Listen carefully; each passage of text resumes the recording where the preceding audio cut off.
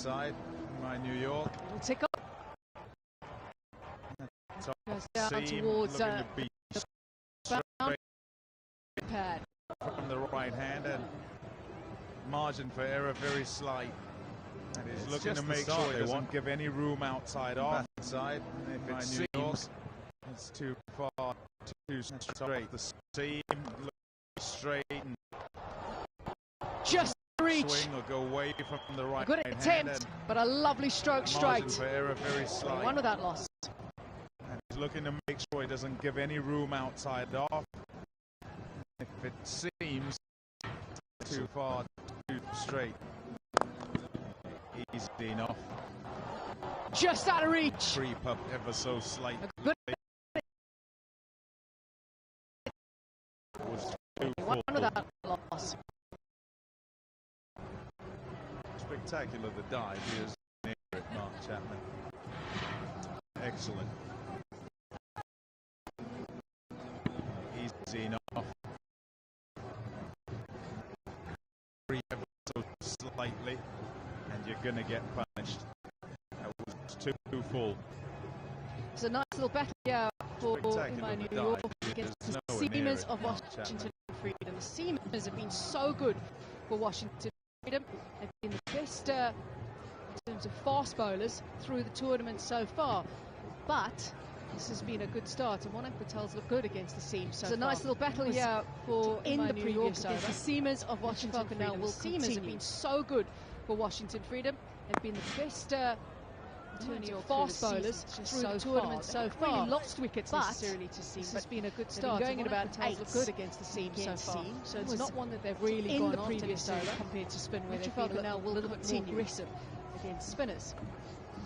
Washington Freedom been a team that's used these seamers so well and barely really lost wickets necessarily to seam, but they've been going at about 8s against seam, so it's not one that they've really gone after necessarily compared to spin, where they've been a little bit more aggressive against spinners. Washington Freedom have been a team that's used their seamers so well and barely have used spin. 5 overs of spin.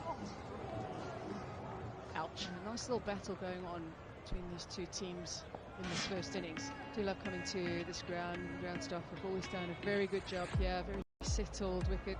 A little chat to the ground staff about it, and they had a chance to just give it a little bit of watering last night.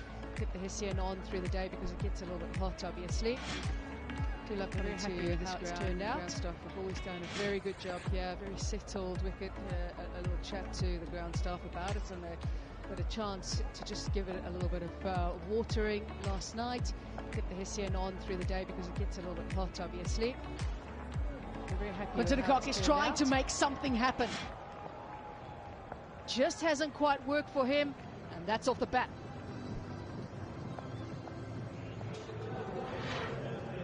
All about length.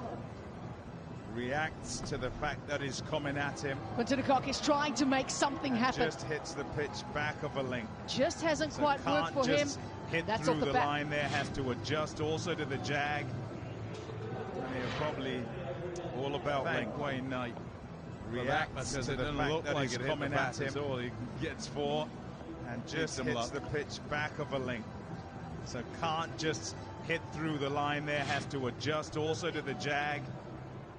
And he'll probably thank Wayne Knight for that, because it doesn't look like it hit the bat at all. He gets 4. Needs some luck.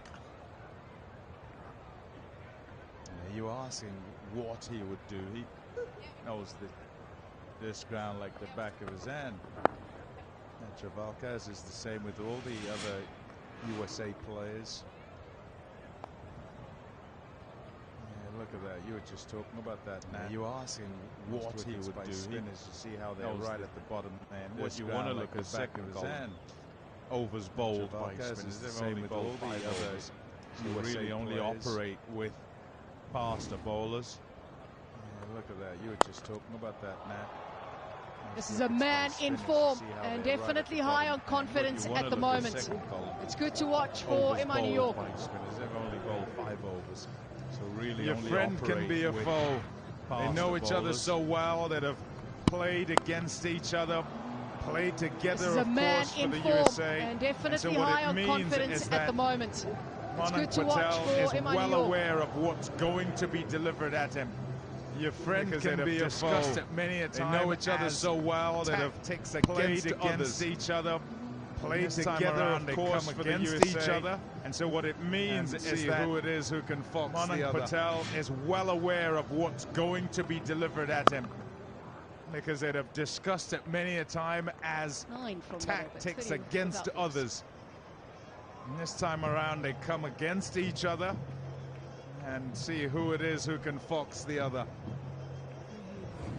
It feels like a steady start, but they're going at 10 and over. They'd be very happy with that. Haven't lost a wicket in the power play. 9 from that over. It's 30. It doesn't feel like there's been fireworks necessarily, but it's a good start. Washington Freedom making strengthening the batting. It feels like a steady start, but they're going at 10 and over. They'd be very happy with that. Haven't lost a wicket in the power play. Doesn't feel like there's been fireworks necessarily, but it's a good start. Washington Freedom winning the toss and saying they want to have a bowl first. The bowling strength has come from their seamers. Ian Holland had a good season. Trafalgar had a good last game. But here's Maxwell. First time this season, he's got ball in hand to bowl. The captain finally decides it's his turn. They want to have a bowl 5 overs of spin from the bowling strength has come from their seamers. 6. Ian Holland had a good season. Trafalgar had a good last game. But here's Maxwell, nicely threaded through. First time this season, he's got ball in hand to bowl. The captain finally decides it's his turn. Using the pace.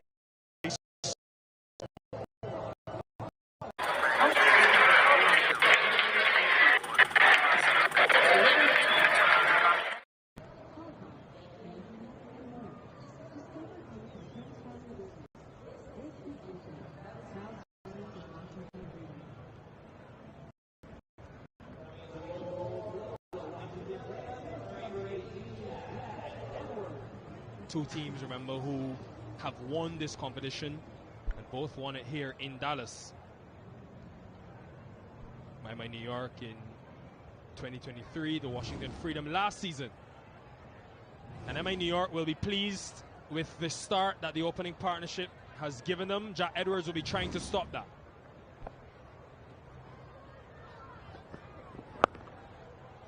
Goes to a change of pace straight away. Hello to the Honourable Lisa Staleka. Honourable, that's a bit much. But from a bowling point of view, it has been hard work, hasn't it, within the power play? We saw yesterday that no wickets fell in the power play in the opening partnerships. It was 117 and 97. And it looks like it's going very similar as well.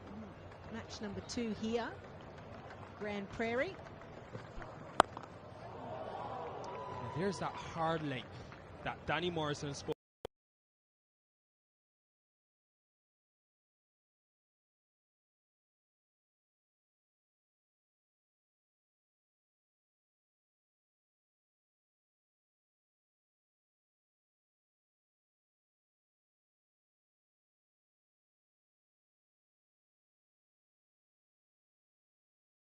Parade. You can see it hit high on the stickers, didn't go anywhere.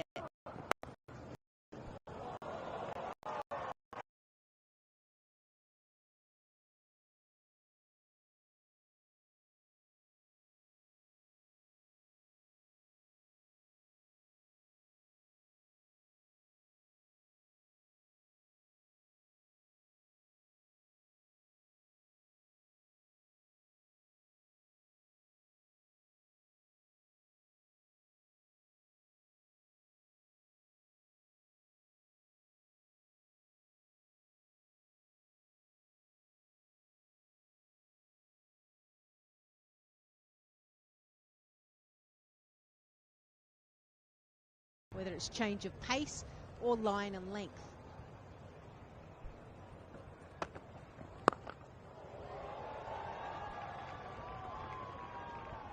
Feasts on anything full. Yeah, it's interesting, isn't it? Those short deliveries he's playing with have almost a vertical bat, not necessarily a horizontal bat that you would see most probably Western players as well. See how he kind of lifts up and over. That's why he gets himself into a few little knots every now and again. Whereas most players will use a horizontal bat and they'll pull that in front of their face. Where he still likes to go vertical. He's looking to go down the ground more often than not.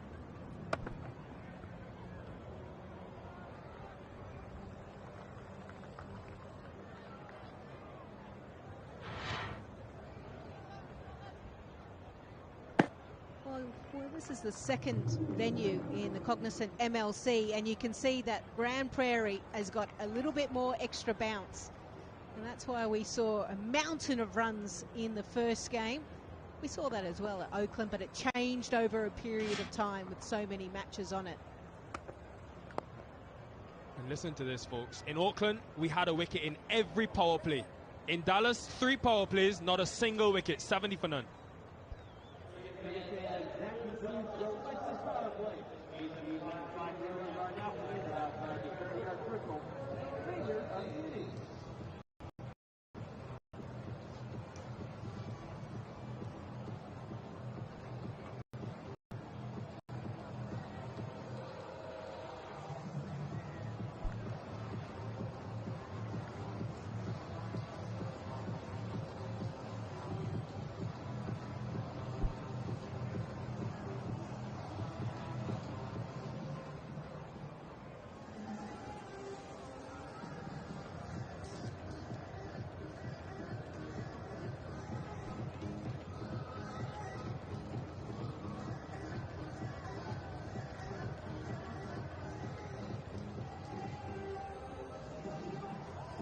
Now it's a time for a strategic timeout.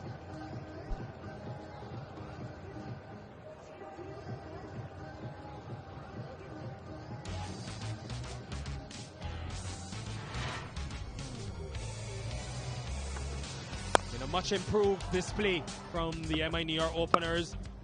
They stuck with this opening partnership, man. They started with Agni Chopra, but Monank Patel has been in scintillating form in the MLC 2025.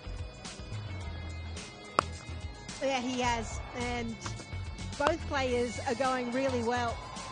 Strike rate for Monarch is 168, Quinton de Kock 188. Just a 1-6 so far, 10 fours.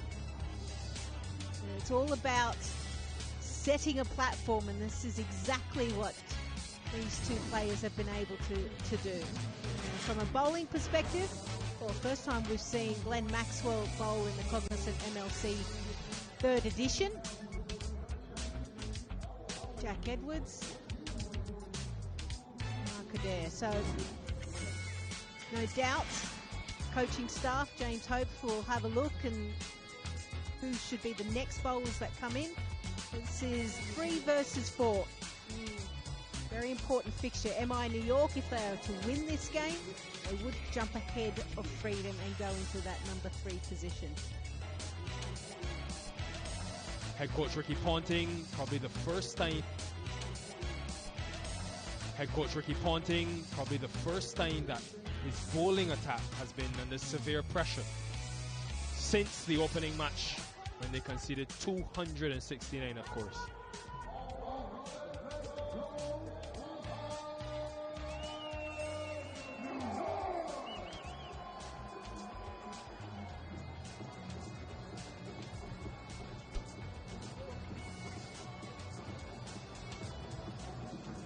Will be now looking to accelerate, continue to accelerate. Strike rate has been over 200 and outside the power play this season. So this is familiar territory for him, and today he's gotten an electric start. There will be some concern for Maxwell and Cole.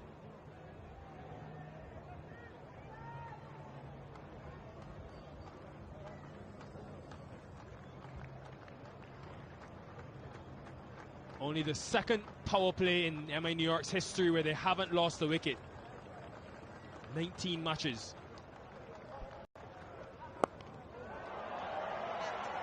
First ball after the power play, though, they lose a wicket. Mitch Owen into the attack and into the wickets. Oh, it's the golden arm of Mitch Owen. He's picked up now 6 wickets in his 4th match. And he seems to have a knack, clipped nicely. A cognizant clutch catch there. He cannot believe that he's hit it straight down his throat. Mark Adair coming in off the boundary. Safe as houses. Monak Patel, unfortunately, he departs for 32. MI New York leaves their first wicket for 70.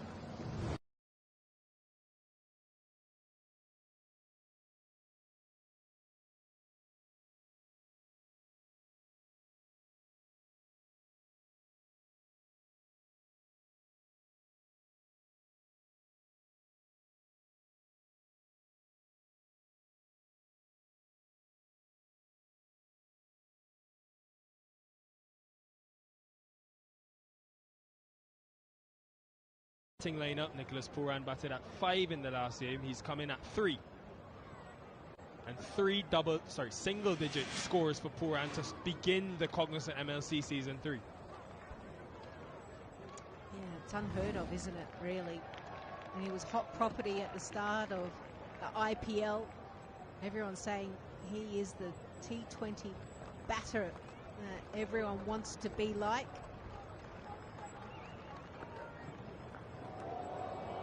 Jumping around as well. Well, I might have the biggest Mitch Owen fans in the house right next to me. They've been showing to him and they've been clapping, and you feel like you've been giving him a bit of good luck, haven't you? Well, mate, we've been giving it to him on the sideline, and then first ball, what does he do? Wicket right in front of us. Can't complain. Can't complain. Well, Mitch Owen's been great, but I want to see how good of fans you guys are. So we're going to have a little bit of a trivia session here with you live. Feel good about it? Yeah, I feel good. We'll go for it. We'll go for it. All right, we'll start with the Freedom.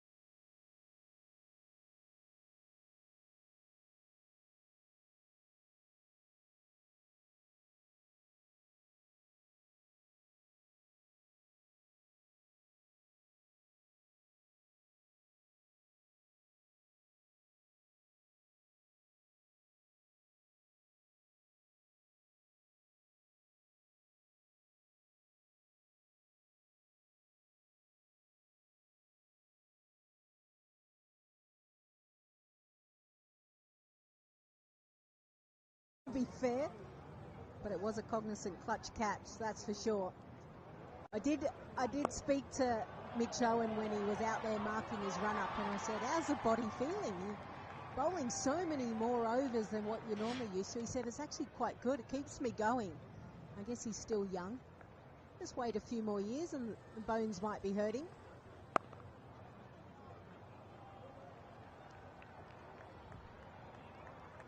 Very good over, a wicket and a couple of runs. 72 for 1. Cricket fans, let's take a look at the remaining leading wicket takers so far this season. Here's Harris Rao of the San Francisco Unicorns, getting 11 wickets total. Coming last night against the Texas Super Kings. And in that number 3 spot, it's Jack Woodward of the Freedom. Lights are on. Not sure if they need to be just yet, but they are.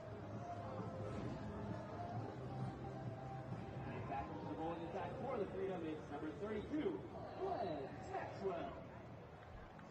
A couple of left-handers batting now with Pooran and the Cock. So Glenn Maxwell comes back into the attack. First time we're seeing him this season. 10 wickets in 8 matches in 2024 in the MLC. Lots of them came here at the Grand Prairie Stadium.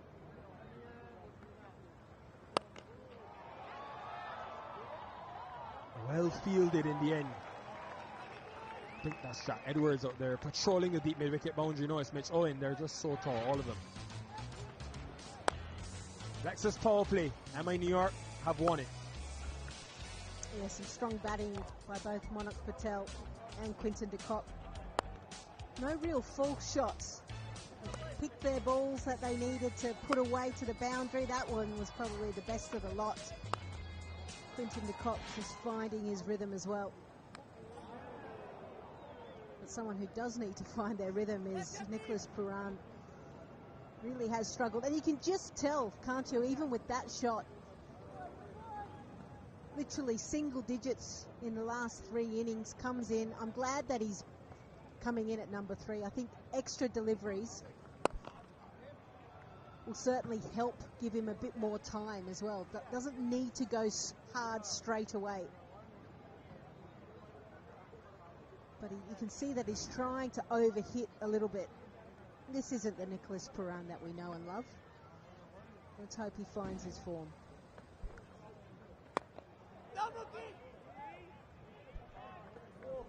And one trend we've seen up to this stage before we came to Dallas was batters who got runs gave themselves a chance. That now changes when you come to a surface like this, where it's been so high scoring and you don't know what's a good total. So that will be all playing on his mind. At some stage, 2 off 7 now, he's going to want to be able to maximize. You don't get back these deliveries ever.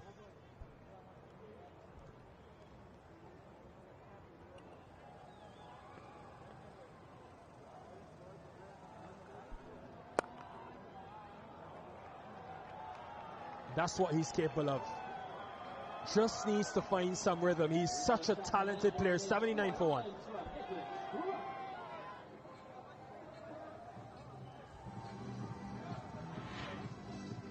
Yeah, really good shot. Got in good position. Found the middle of the bat. Eyes right onto the bat where the ball hit. And yeah, Maxwell was trying to slide it in and just missed.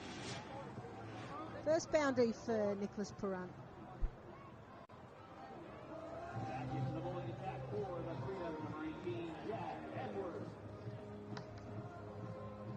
It's a little quiet period from a batting perspective for MI New York in the last couple of overs. Had a boundary at the end of the last over, and it's the first one in 16 balls. So a little quiet period it was.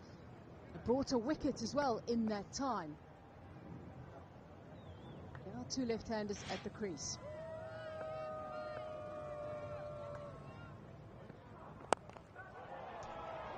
Cock going over the top, it's just hanging in the air. It was a little teaser on the boundary for Mitch Owen.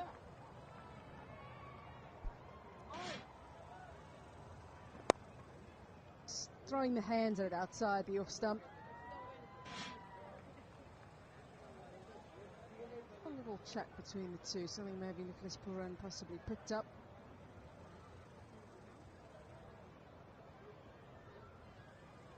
Yeah, be quiet this little period.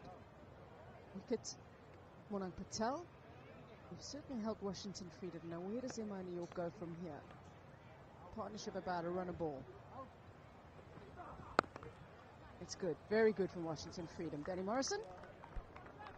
Hello, Natalie Germanis. It is good to be back in Texas. I've got to say I like this environment. Not that I didn't like San Francisco. You know, it's the first time there ever in my life. And now we're back in the heat. Just a bigger commentary box. A bit more space for us to cut loose in and get very excited about season 3 of Cognizant MLC.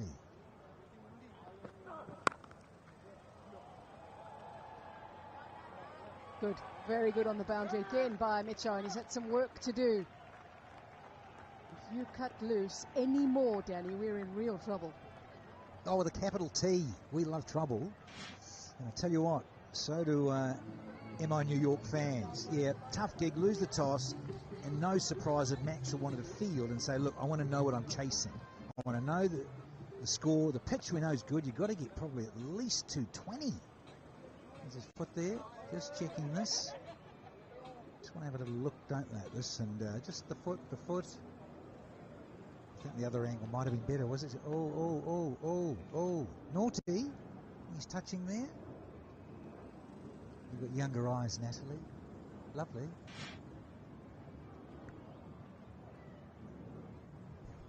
That's good work done by Machoan.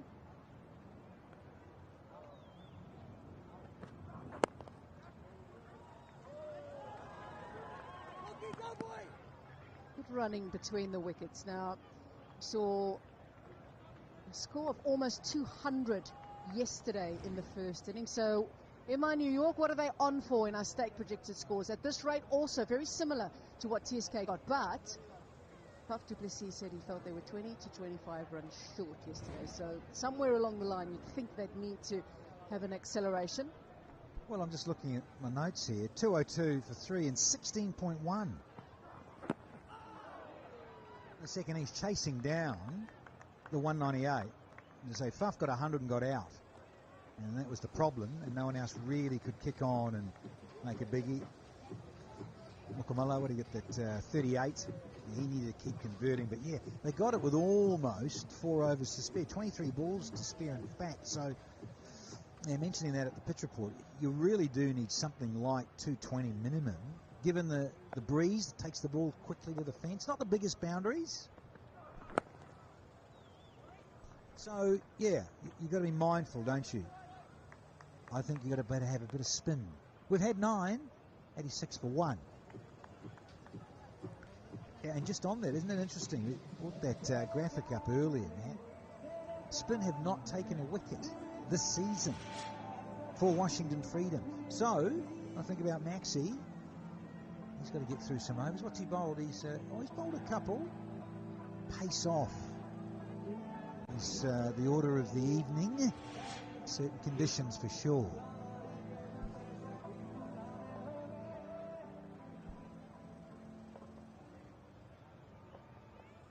Washington Freedom haven't really used spinners, but they'd be very frustrated with that, because that should have been stopped.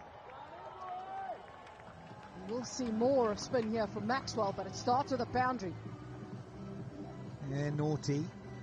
Keep saying this in certain conditions, but really floated about as you do want spin. It's pace off, wrist spinner or an off spinner. That is, oh, Ian Holland, come on.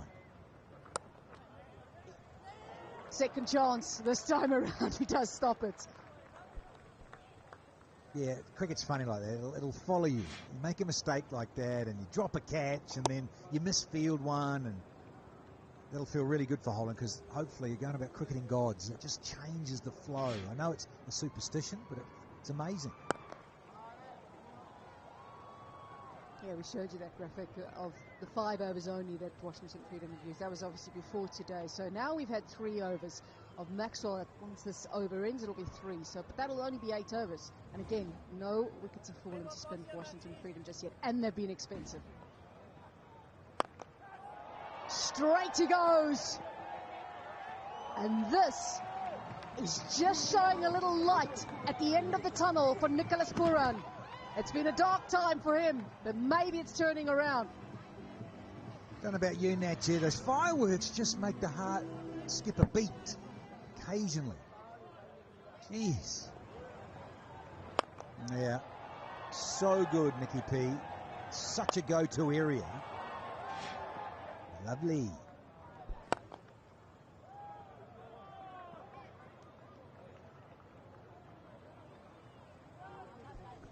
I think about Rachin Ravindra. Got him at disposal. He didn't get all of it. Look, just a little slice. Just a subtle little slice. He gets that out of the screws. Goes miles.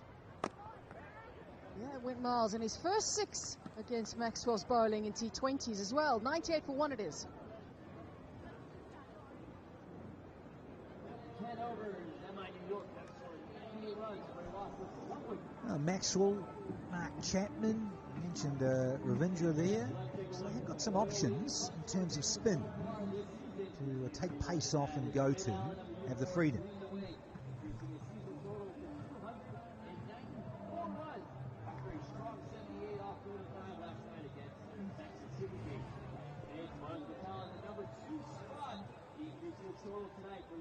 10 overs in, 21 dot balls. That's just something that they're going to have to keep a little eye on, because they'd love to just try and make sure that they don't double that. It'd be a waste of a lot of deliveries towards the back end. They're still going at a decent rate, but is it going to be enough? I just feel there needs to be some kind of acceleration.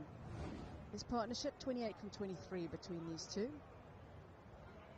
Pooran's going almost a run a ball. However, we've just seen glimpses of the Nicholas Pooran we know. Got plenty batting to come.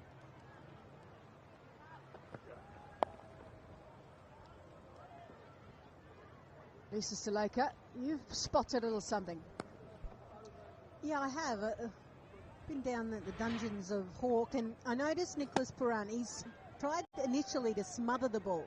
This is in the 8th over. Then he went, okay, let me just full face single, then found the middle of the bat. So my point is that when you first come out there, try and always get the middle of the bat full face, so that your connection point is good, instead of trying to overhit it or smother it like he initially tried to do. Power! Beautiful from Quinton de Kock. That is nicely hit by him. No smothering there from Q to K. He has got this rather sweetly. Little off-cutter, change of pace. De Kock eyeing up another half century. Already hit 6 fours and now 2 maximums. And hashtag we love a lefty. Again. Open the face, runs it down. 50, number 71 in T20s. He has 700s as well. He is a special player, and he can get you off to good starts. Little raise of, and understandably this fellow, what a great all-rounder. Keeper, opening batter in T20, in all of the forms of white ball cricket that he has played. He is just such a great asset to any team, let alone his country, now mainly for franchise cricket.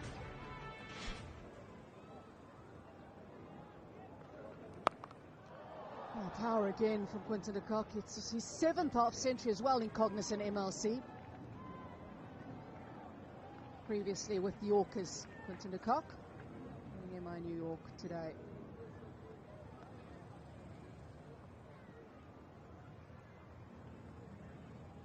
12 off this over already, and still 2 balls to come.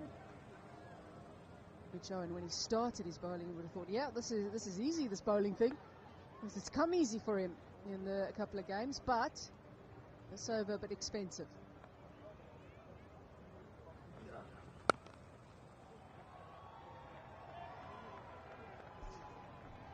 It's a tough cauldron, T20, particularly when you're on a good surface like this, and slick outfield, the breeze that can take the ball away very quickly from the fielders.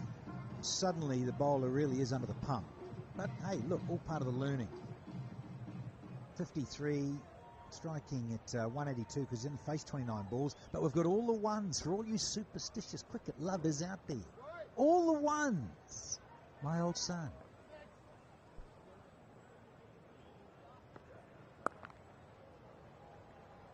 They're off all the ones, Danny.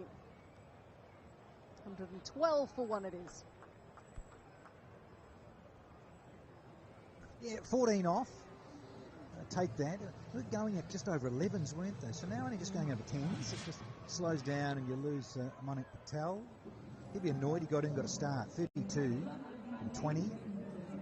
He's been in hot to trot form as Manik Patel.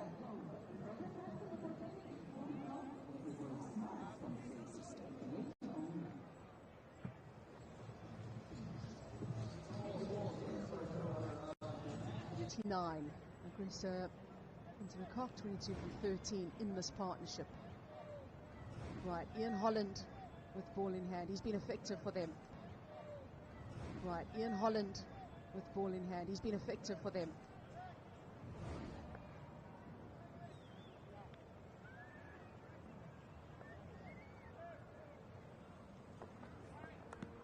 Oh, inside edge, nearly onto the stumps.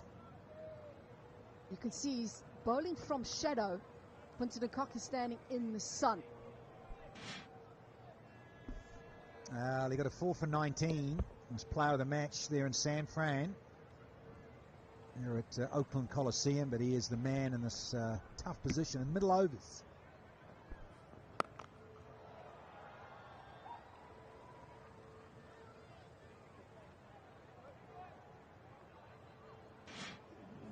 Bellum is a historic neighborhood of Dallas, Texas, and it's a diverse range of art venues, restaurants, bars, entertainment venues as well.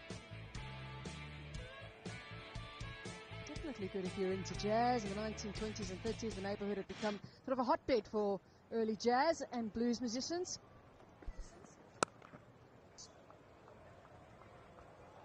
Fielding again is good. There were times yesterday when the fielding let both sides down, but that's good from Washington Freedom.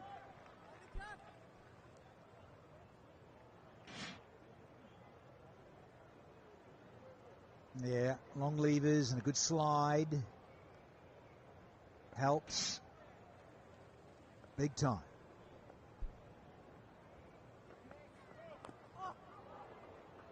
He's not picked that up at all. The lack of pace on that one. Yeah, that 4 for 19, outstanding. There's the changes of pace, the great variations from Dutchy Holland. Back there at the Oakland Coliseum. And again, that's why he's on at this time. Ball's older, and often it can disappear. So, crucial juncture of the game. He's looking to display his power again, but this time around doesn't get hold of it. Sometimes you've also got to be careful of the wind here too. Are you using it to good effect or not? Well, maybe not this time around. Geez, I love it when a plan comes together. Get in that footage from San Francisco of Holland, and right on cue, he yells out to his mate and goes, "You know it." Down his throat, we set him up, nailed him. Oh, you betcha. QDK, see you later for 55.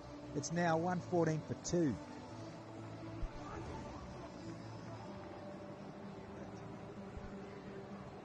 It's a big wicket for Washington Freedom. That is for sure. Big wicket. It was going nicely. And now both openers are gone. Bracewell will stride to the crease.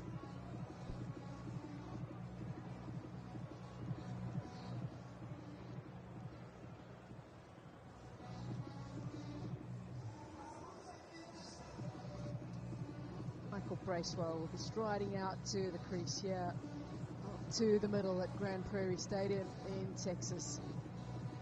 Become a staple of Cognizant MLC. Every season we've had the final here. Be much of the same this year. Bracewell off a half century against the Seattle Orcas. 50 undefeated in that successful chase. And that record successful chase. Faced 35 balls in that 50. 3 4s, 3 6s. Came in at 3 that time around.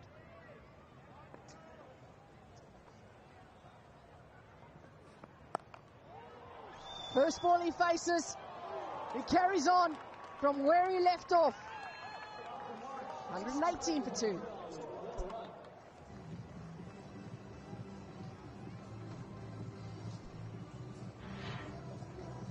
Yeah, what a cracker. He started off very slowly back there in San Francisco and then made up and helped win the game with Kyron Pollard. So he's in good touch. There's Michael Bracewell.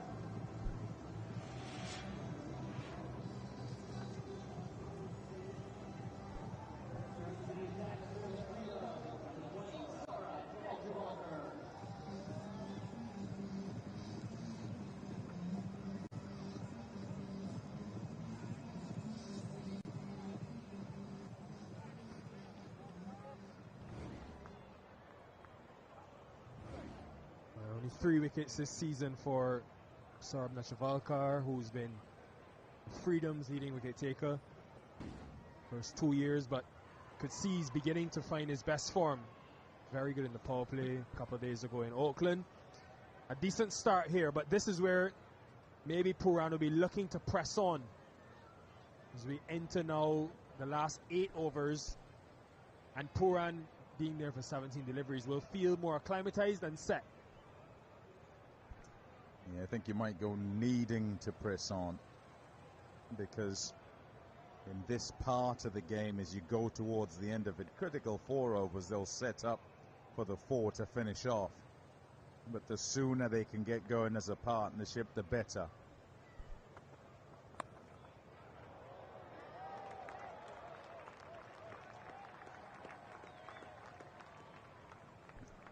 Excellent fielding that by Holland. And this is him taking the wicket. Slow ball out the back of the hand, and has to try and change the shot, make sure that the swing of the bat's still good enough to strike it well enough to get it over the ropes. It's not, and it gets a much desired breakthrough. Ah, smiles all around.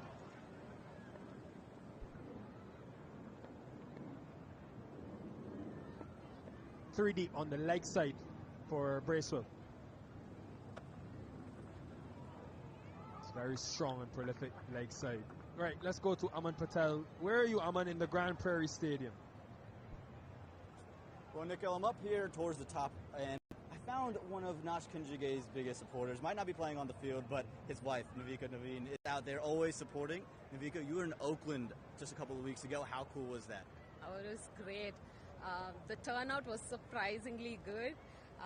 Yeah, cricket in general coming to the US and people turning out to watch it, and more people being aware of the game, enjoying it.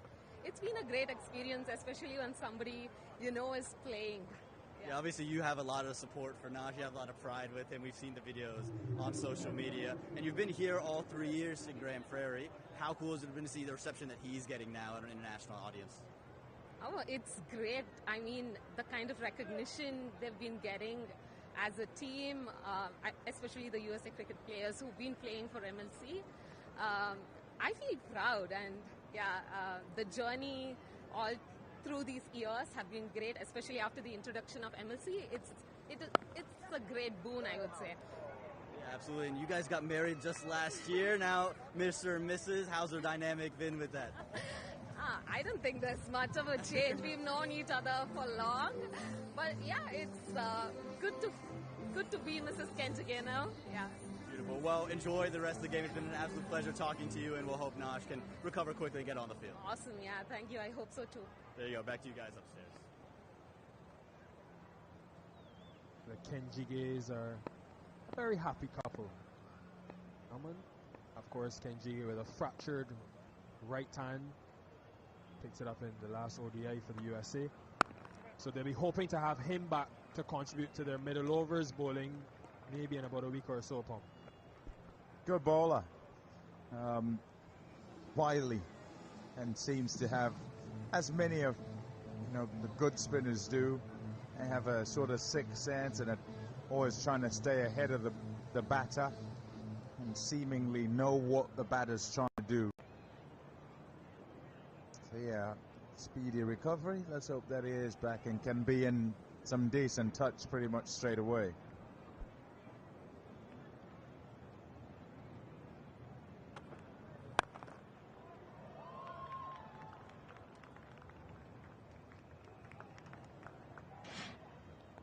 Listen up, y'all. So to swing the ball, we basically shine one side or polish one side and let the other side become rough. And over time, the ball curves towards the rough side. Very insightful as we continue to educate some new fans, new American fans.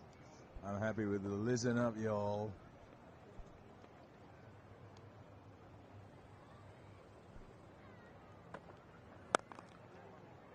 Very tidy over from Mr. Listen Up, y'all. 1-2-5 for 2.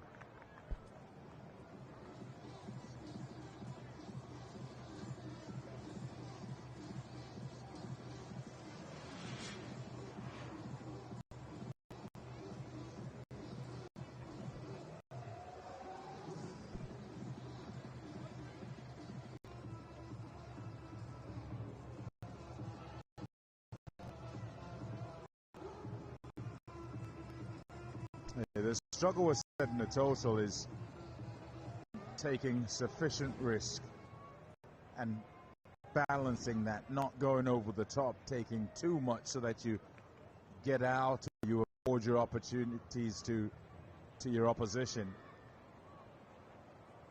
And right at the back end here, it's got to be the aggressive option with just wickets down. Absolutely no point having all these wickets in the bank and not having gone at it hard enough, and then not posting a total sufficiently challenging. And that happened not for a lack of trying. They lost wickets, Texas Super Kings. Look at the state projected scores there. And 191 you'd say wouldn't be enough. 198 wasn't. They're sort of more looking 215, 220. They've got to go some to get there, but with Pooran out there, they'd expect they can. They've continuously mixed it up to Nicholas Pooran, and a hint of variation in the wickets as well.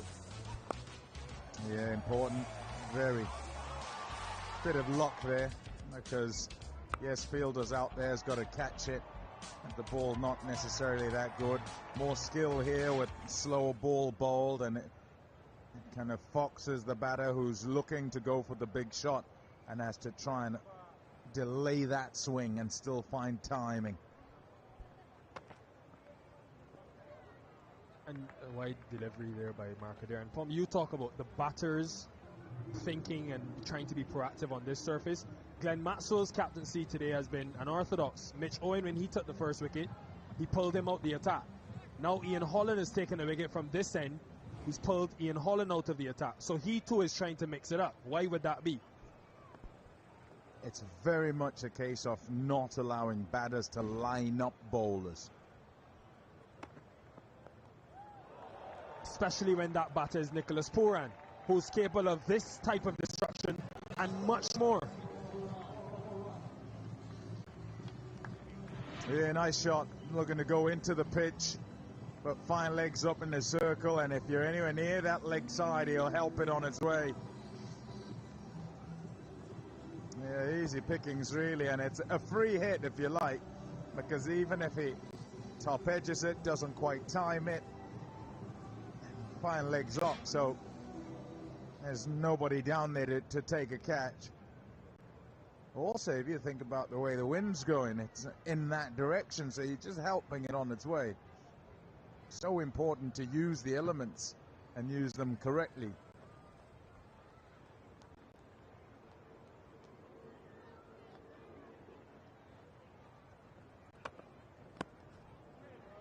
Opens the face. And speaking of the wind, wonder if it's a consideration for Holland, who's going to bowl the back of the hand and the leg cutter to the left-handers, maybe swap ends, because right now the ball turning into them is hitting with the wind leg side. So could we see him from this end? This the race course end. So the opposite end that Markader is bowling from now.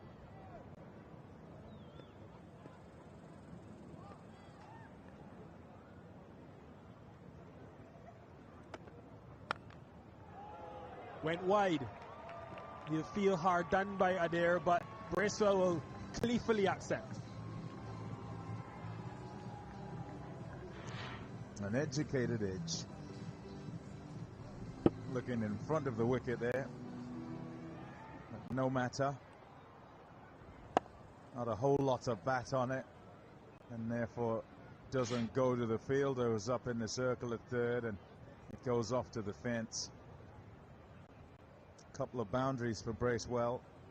Yeah, he too coming off a score, having started in sort of modest fashion in the previous game,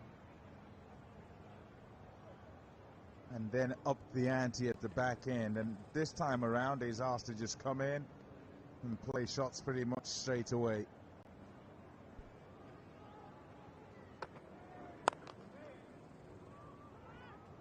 Another change of pace. That could have been interesting had it hit the stumps. It doesn't. But ends a productive over for MI New York. 137 for 2 after 14.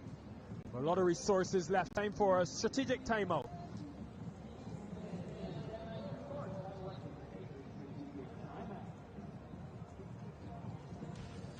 next 6 overs is so important, but it's been about what's happened in the 14 before it. And it started with an expressive and quite aggressive Lexus power play. Yeah, I thought that Manan Patel was very good. He was the aggressor. Quinton de Kock not quite able to find the middle of the bat as many times in that little period, but was happy to play the supporting act. He soon did get going, and when he did, it meant that MI New York were going from both ends. That's a massive hit. Oh, he'd have thought that was going to the boundary again, off the middle of the bat and down the leg side, and he picked out fine leg. So an opportunity taken, and the hope would have been that it would slow things down, but not so. Lovely sounds off the bat, and even the edges off to the fence. Hoped against all hopes, against the wind, and it held up and was taken gleefully. But the bleeding continues. And they'll be thinking, MI New York, that they can have a big finish with these two in, Kieron Pollard to come, and even Tajinder Singh and Sunny Patel, who we've seen power and glimpses of power at different times this season. A team that's played decent cricket. They've only won the one game, but they've been in winning positions in all 3 of the matches. Yeah, whilst that heartens them, they want to make sure of today. Don't want a scenario where they're saying they played okay and have only won one game. And look at the bowling. Not particularly for in the table. Yep, one game won by MI New York. I'm going to make sure they make it too. Yep, one game won by MI New York. I'm going to make sure they make it too.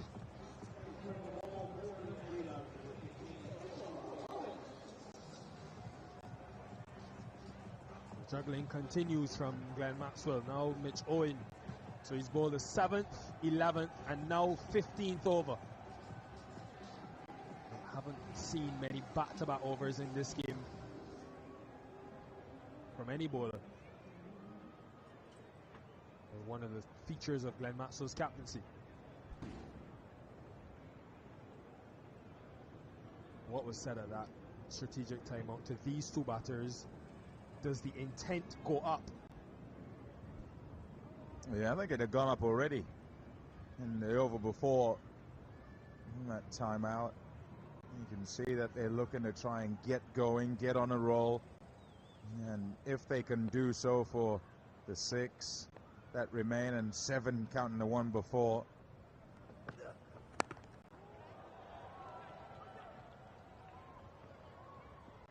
Yeah, then they'll feel that they can get to what is a challenging total. Almost comes at a time they didn't really want, that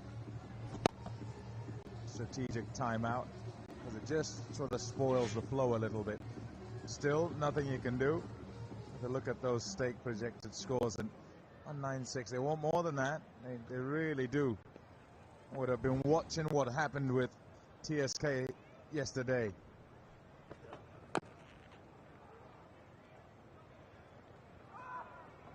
Just the one. For Bracewell, they've had 4 fielders deep on the leg side boundary. That is into the wing. Does it continue for Pooran? Deep fine leg, deep backward square, deep mid wicket, and deep long on. No one is in the circle. So Owen's length and his line as well has got to be straight. And now does Pooran maybe back away and try to open up the offside with the win? There is a deep cover and Maxwell's going to long off. Now he's making a change. One of the leg side fielders comes in. So they've got 2 fielders now on the offside.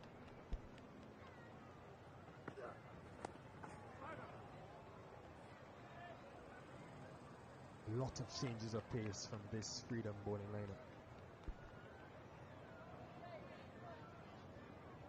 Yeah, and you've got to say wisely so.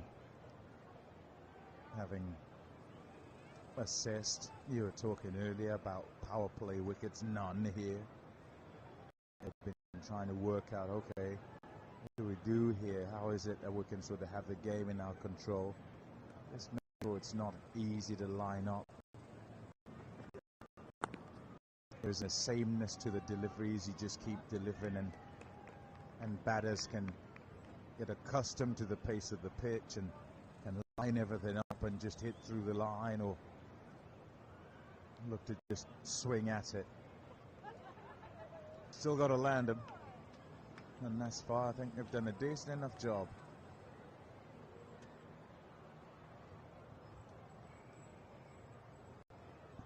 And the game going sort of closer to tens. Owen going at 7.5. Yeah, Pooran's quote-unquote struggle hasn't been a lack of intent or trying. He's tried to hit the ball and tried to find the boundary. It's amazing how sometimes the gamble of a captain taking off bowlers that take wickets, it can work for you. Had that bowler gone for maybe 25-30, we'd be sitting here saying, why is he not bowling? Yeah, and it's not, I don't think it's a gamble at all.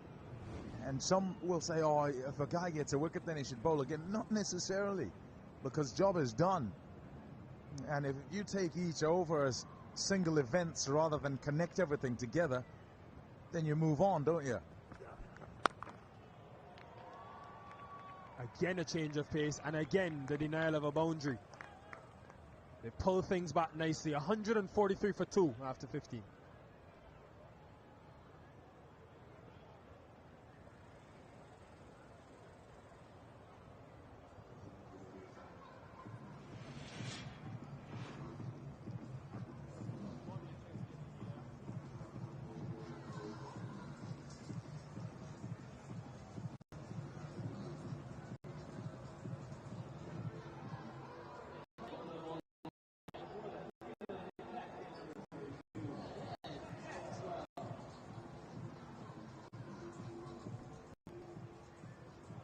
Conceded 70 in the power play and 73 in the 9 overs thereafter.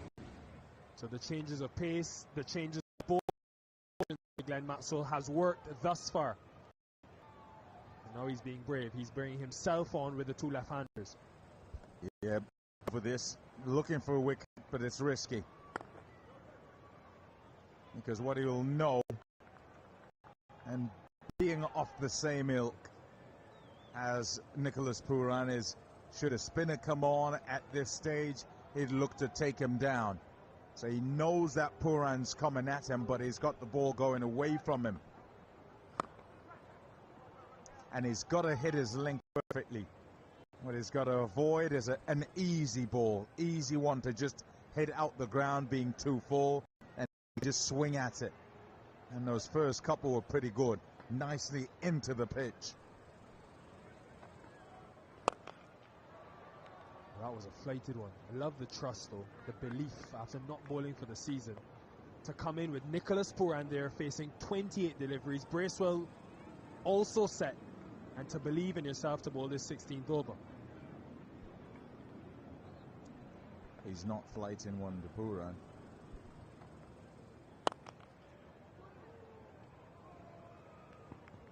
That was pretty flat. Correct. For the next 4, does he go back to Holland? He's got 1 of Owen. Jack Edwards has only bowled 2.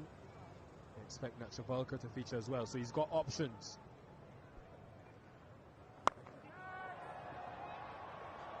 That one was slightly slower. This has been a great decision by Glenn Maxwell, full of bravery. And Nicholas Pooran has not had the most fluent innings. It comes to an end. You just wondered how long it would go. And we're waiting for when he might try to take it on to try and go to the boundary. Said at the start of the over, courageous but risky as well, because he knows what he's going to try and do. It's paid off beautifully for Glenn Maxwell. Gets the big wicket of Nicholas Pooran. He's gone for 33. It's 147 for 3.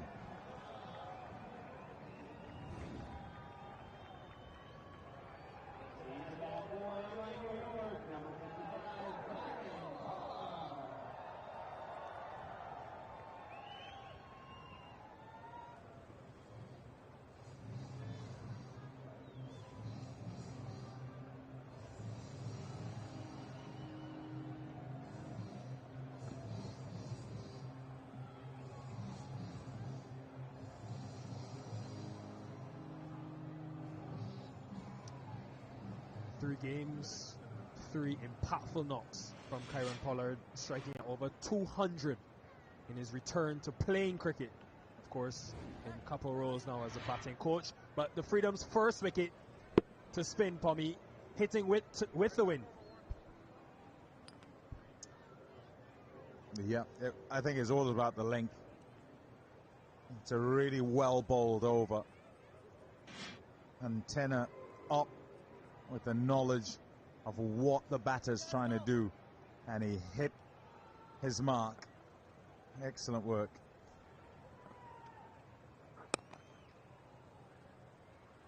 All right, these next 4, all up to Pollard and Bracewell. 148 for 3. Yeah, excellent over. Just the 5 off. Good plans to dangerous batters. And they've wrested some control of this one.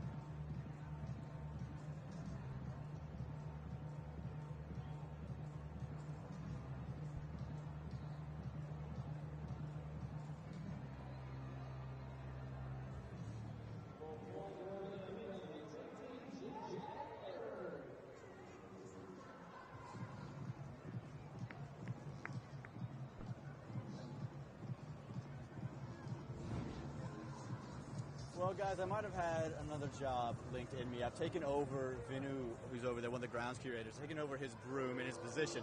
I'm here with Trent Kelly, the head curator here so far. Trent, we're about to go out here in the mid-innings break. Talk to me about what you guys are about to go do.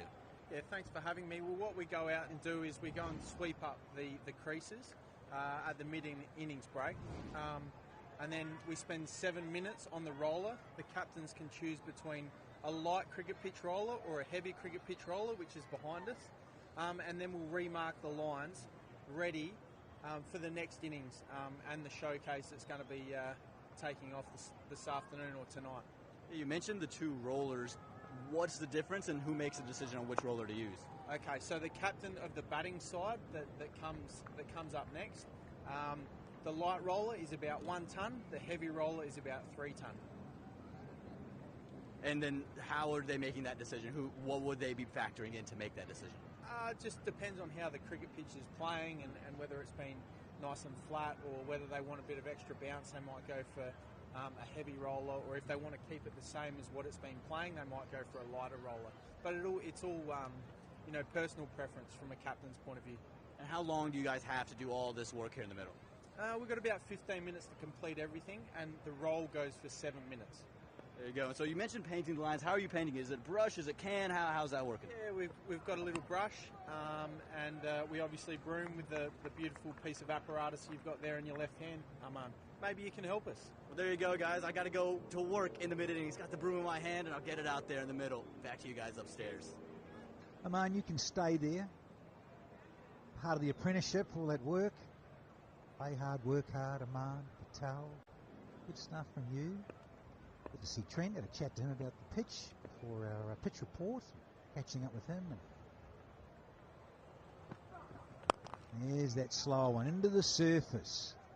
A tennis ball type of bouncer.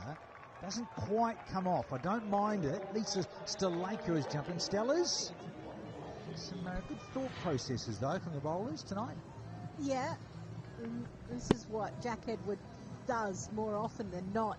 However, it was wide of off stump, so that allowed Bracewell just to free his arms through, and because it was a slower ball as well, he had a little bit of extra time just to pick everything up.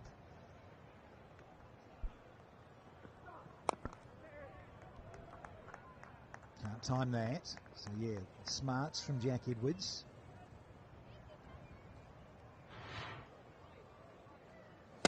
Well, I think you would have loved this, Lisa Stalaker, from Captain v Captain. Offie v Offie.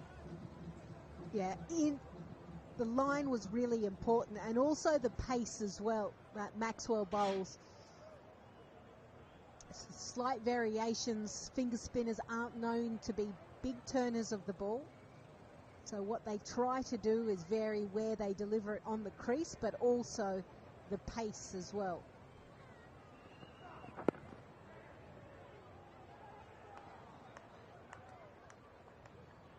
Pollard and Bracewell, they did it the other night. They finished the Orcas off, didn't they? So they got a job done. Now Pollard, perfect time for him to come in. You think 16 overs gone pretty much, and he's in it just to get a little sighter, get a feel for the surface and the pace and stuff and the bowlers he's up against, and then just think about how he's going to take down a couple of other fellows he's going to be up against. Netravalka's got one to go, so's Markadeer. Maxwell's bowled out. This is Edwards' third. Hello and goodbye for 4. Bracewell starting to lift the tempo. 17 done, it's 159 for 3.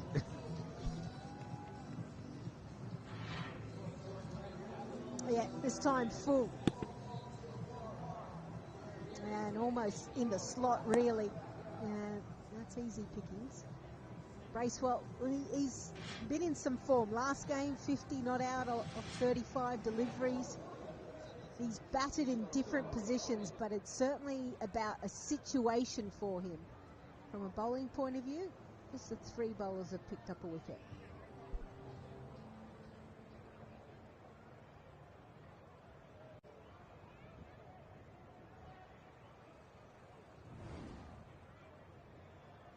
He took a while to get going too the other night.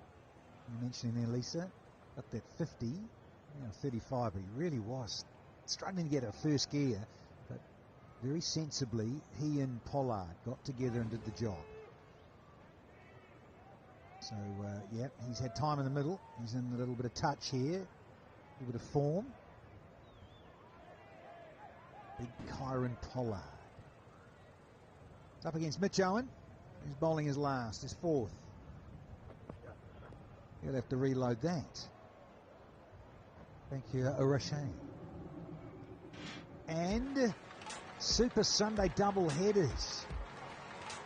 We've got the Seattle Orcas up against those Los Angeles Knight Riders. Orcas are really going to have to pull finger.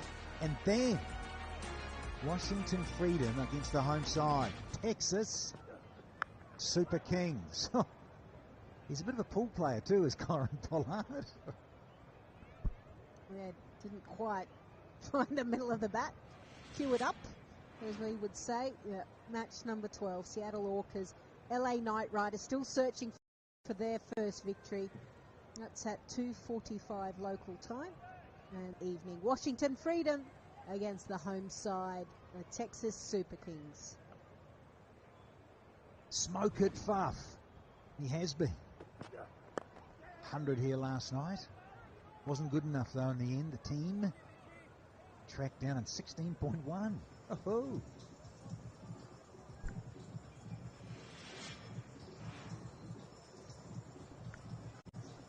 Haris Rauf is the remitly leading wicket takers. 11 wickets so far. Noor Ahmed in Holland, 3rd position with 7 wickets. Jack Edwards as well. So 2 Washington Freedom bowlers up there. Owen. Yeah, went slower. Netravalka, yeah, no one's going to get anywhere near this in the end. So just a nice little bit of guidance, and had to hustle Bracewell in the end. Well done.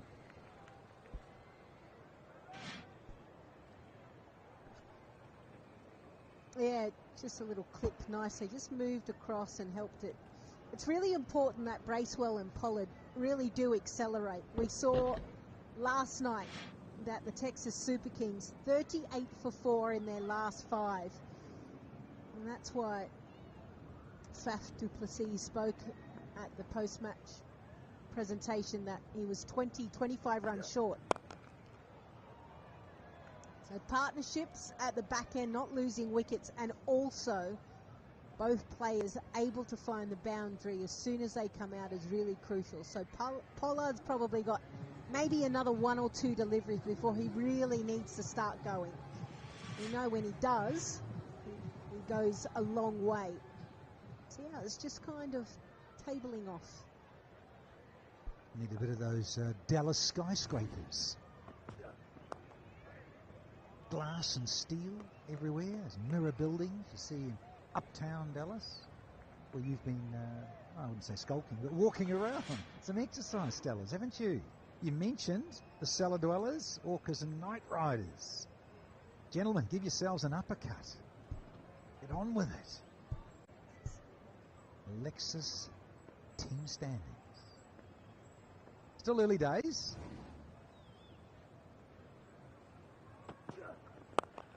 Well bowled, slower one.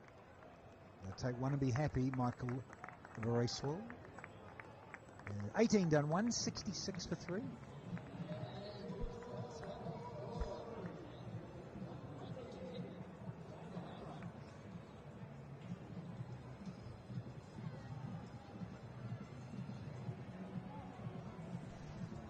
Gorgeous scenes here. Lovely sunset. A bit of breeze in, but still very, very warm. June 21st after all. Longest day in the Northern Hemisphere. The shortest solstice down under.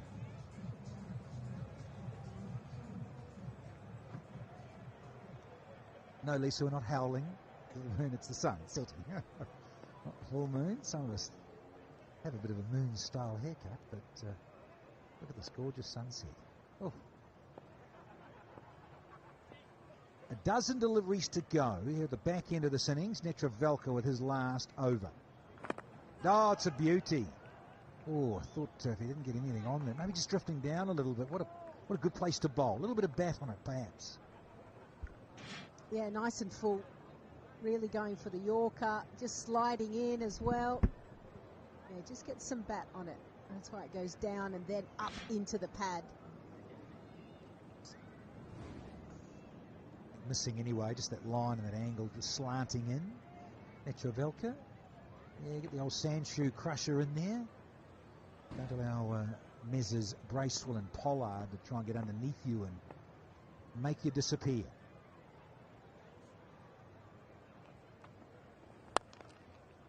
That's for the old slower wide one. Smart. So again, the variety being shown. Yorker, then a slow, fuller wide one. It seems harder, doesn't it? Lots of pace-off deliveries into the pitch, whether it be Netravalka, Edwards, Holland.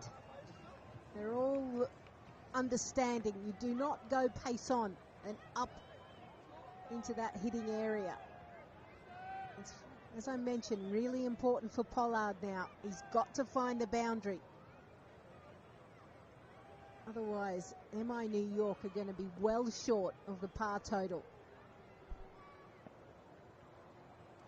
Netravalka just wants to subtly make Pollard wait, and Pollard normally does this so often when he's captain or he's bowling himself. Kyron Pollard makes the batter wait, and then he tweaks the field. And okay, Polly, time to unleash. Let's see. Oh, bowled, beautifully bowled. Took all the air out of the ball, as we say in the trade. Wasn't a wide. Almost put his back out trying to get contact. Big KP. Yeah, I love it. Taking it out of that hitting arc, going very close to that wide line. Oh, big man. He's got a tree trunk for a bat as well. That ball just... all the air came out.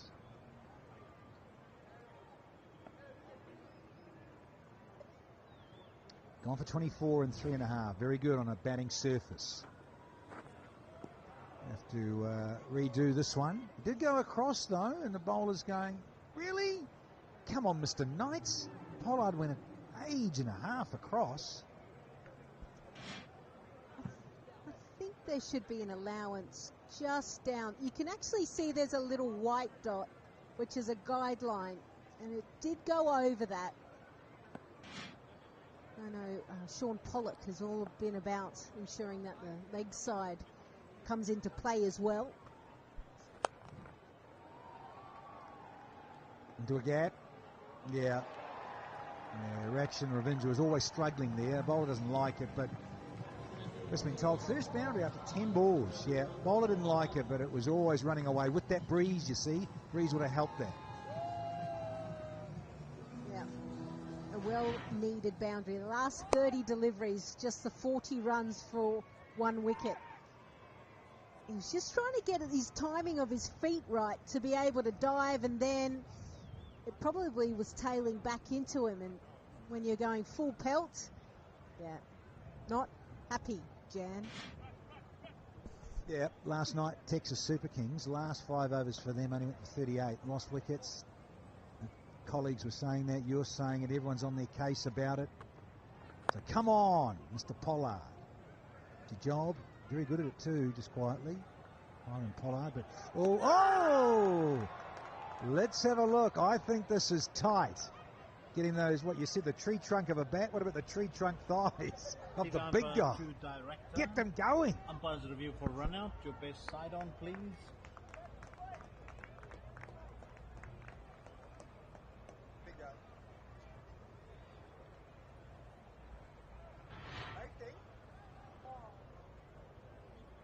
Collected and short. I have a decision for the big screen.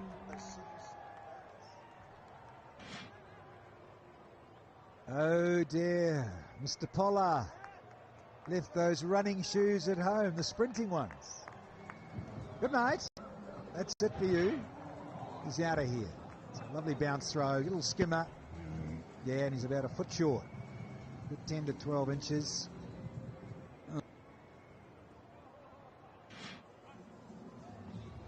And Pollard, 9 from 9. Hashtag not good enough. 173 for 4 here.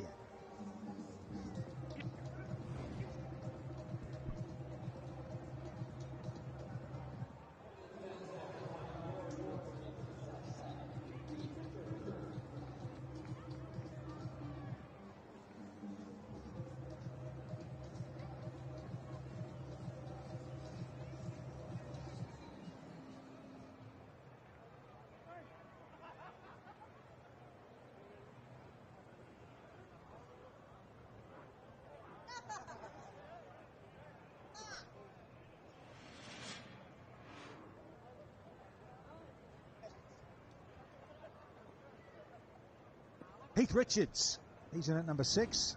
He's got a bit to do. Here's his first ball, last ball of the 19th. Bold. No run there. Another dot. What a great over. A wicket, 7 only off, 173 for 4.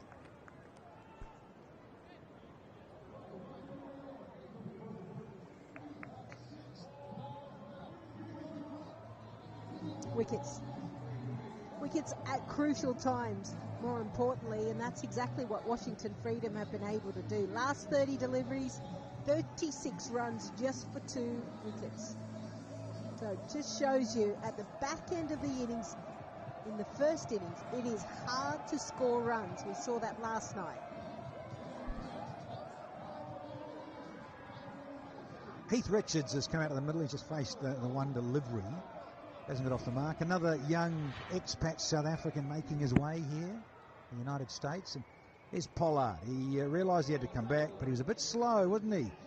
Oh, and then realised no. Slow actually getting up the other end. Edwards is saying, yeah, that's out, son. Oh, yes, please. Much needed. NTT maximum. Courtesy of Michael Bracewell, all the way from Aotearoa. Yep, and the state tournament 6s go up as well. Knuckle delivery. I don't mind it, but the problem was the length. Slotsville, 88 metres as well. 289 feet. Look at us able to convert so quickly. And again, Bracewell knows he's got to go.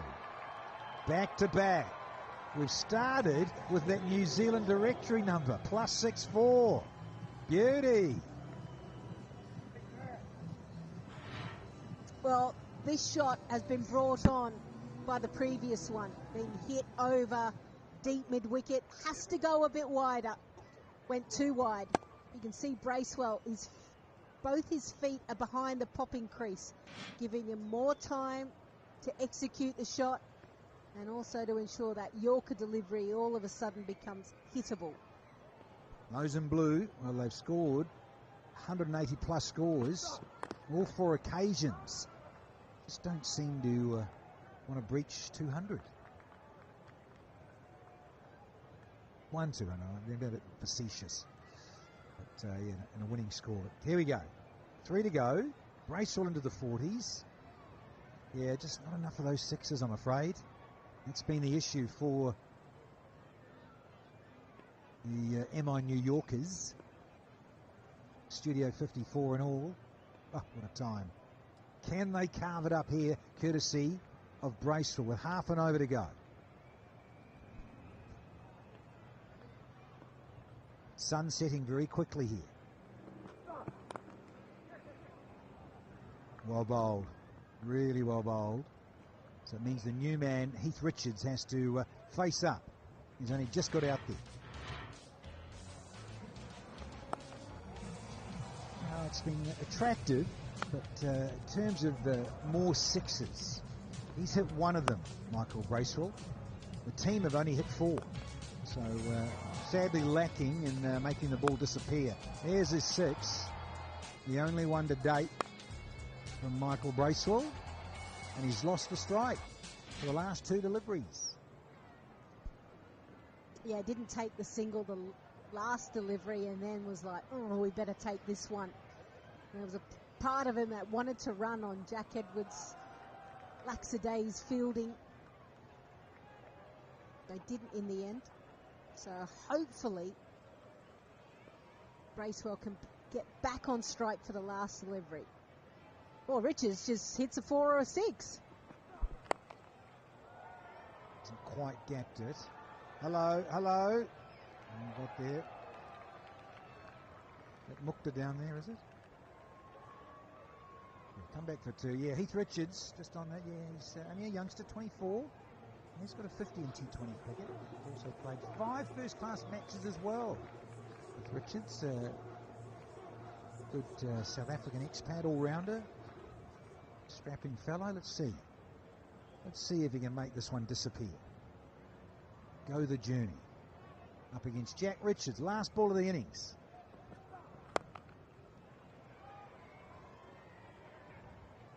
And they'll pop 2. Couple more to Richards. That's it. So another one of those, well, not really a bingo score, but 188 for 4 in 20. Lisa Sthalekar. Don't think it's enough, do you? We saw in the first innings in last night's match it kind of peter off again, same pitch, petering off. So I wonder if the slower or the older ball, softer ball, is harder to hit. 45 for 2 in the last 5. So it's whether a Micho and co can capitalise in the first 6 and maybe get something a little bit bigger than 70. But it's a score on the board for MI New York. They like to keep batting around that target. Can their bowlers do the job? Really, Monak Patel, Quinton de Kock, good opening run partnership. Didn't lose a wicket in the power play. And then Nicholas Pooran, who's been shy of runs, got to 33. Wasn't as fluent innings. Bracewell at the back end, 42 off 24 deliveries.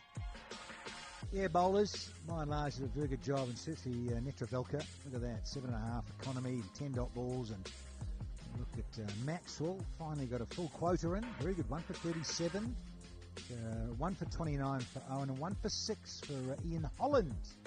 Rightio, Aman, you down there with that flash, dear fella? Here with Michael Bracewell, another high score for you coming off a 50, another 40-plus score. How do you feel about that and about the wicket? Yeah, I think we're probably just about par there with our batting innings. Yeah, they bowled really well towards the back end, mixed it up and bowled a lot of slow balls, which the wicket wasn't quite coming on like it was in San Fran, but yeah, we've got to adjust, and I think we have to bowl well. Yeah, you mentioned the fact that you're about a couple runs short. Got off to a flying start. What in the middle kind of happened that changed that? Yeah, I think they bowled really well and made it tough. Lots of different variations thrown at us, and just kept mixing it up, which was tough. So yeah, looking forward to trying to defend it out there tonight. You mentioned trying to defend it. We saw 198 chase down with relative ease. What's the key on that surface? Yeah, I think taking wickets through the middle is important. So yeah, if we can restrict and come up with a few dot balls and ones, then it builds pressure, and then they have to play some big shots. So it's not a small total, but we'll certainly have to bowl well. Well played today, and get yourself out of the heat for a little bit. Thank you. Cheers. Yeah, well played, Michael Bracewell. Struck it at 175 is there. So, in reply, they need 189 to the Washington Freedom to take out this at, let's call it 9.5 runs per over. Take a break, come back, and Chase is on.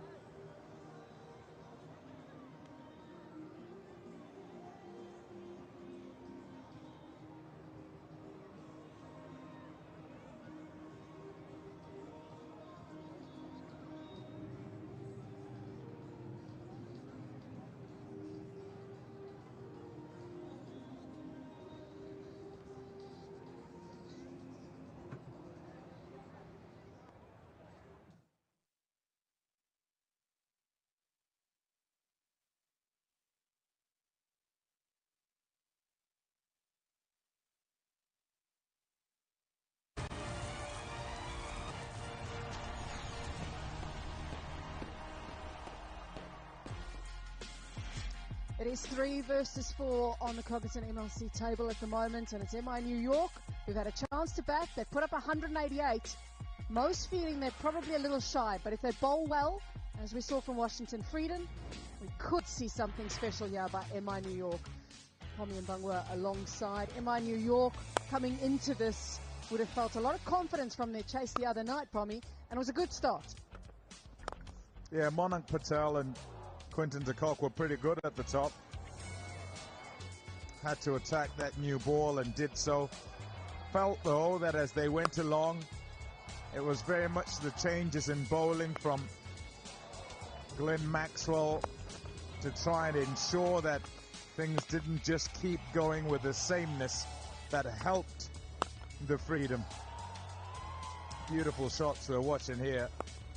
And it's to be expected that up at the top you've got to kind of make your play. And MI New York certainly did that. Let's see. Misfield here and there, but generally they were pretty good.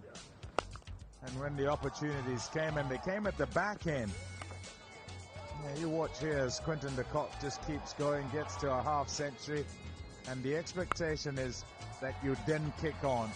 And it's a couple of things. Yes, those bowling changes, also change of pace, but also the fact that the ball gets old and therefore is less hard than it is at the beginning, and that might make things difficult.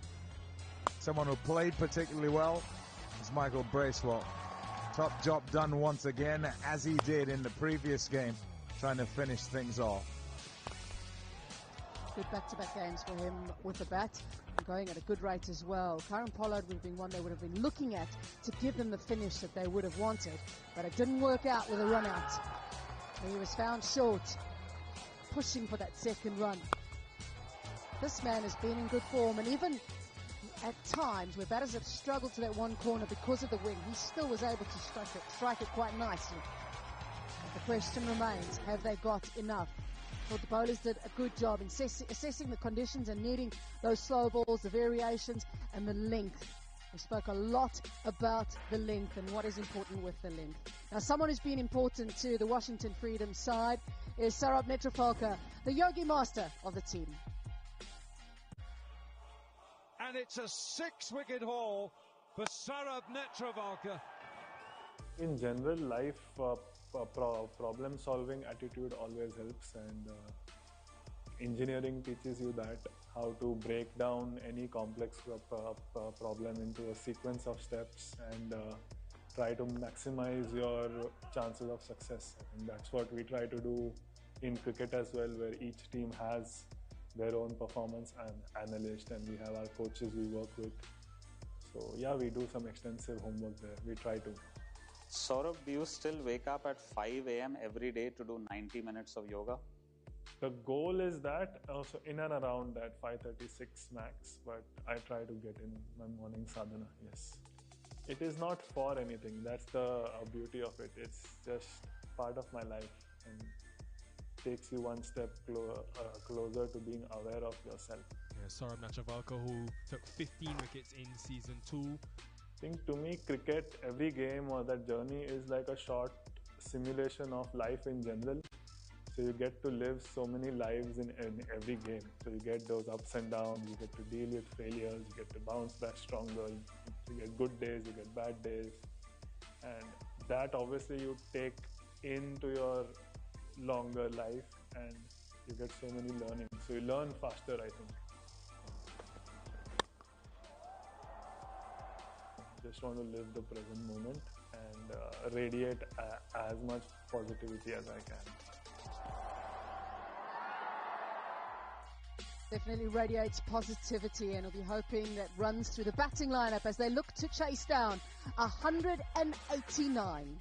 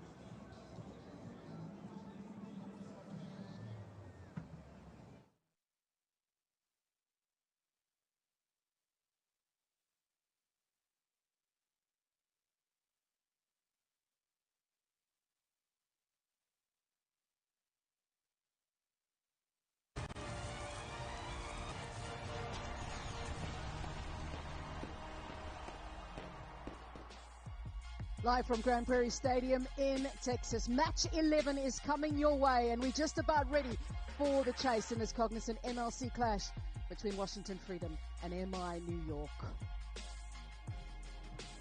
Mitch Owen, what a year he has had.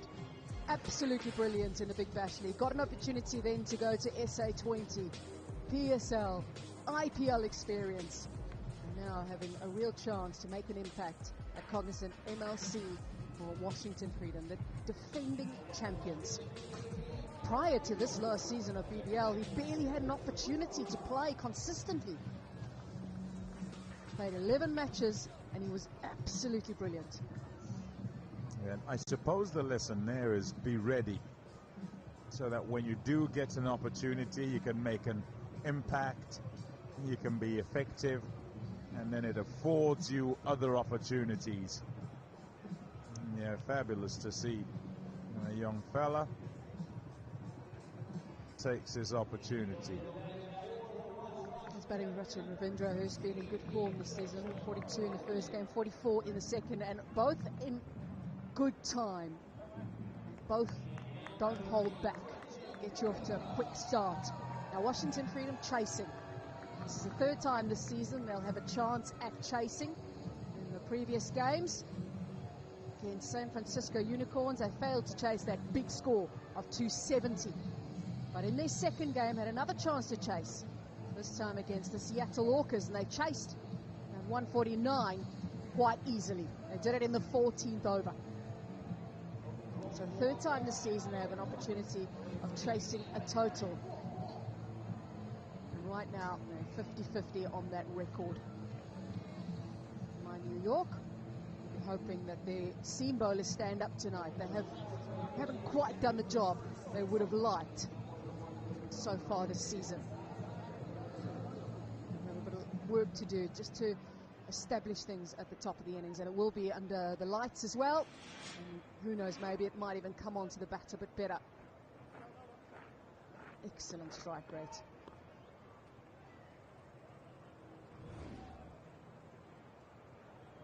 And he's enjoyed batting with Rachin Ravindra as well. I had a little chat with him before the game, and he said he's really enjoyed batting with Rachin Ravindra in this tournament.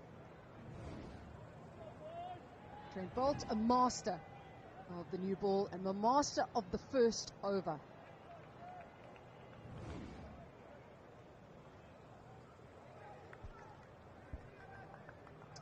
Yeah, excellent strike rate. You see with those numbers, just a potency that's wanted by all and sundry. Every team would like for him to be the one to bowl this one.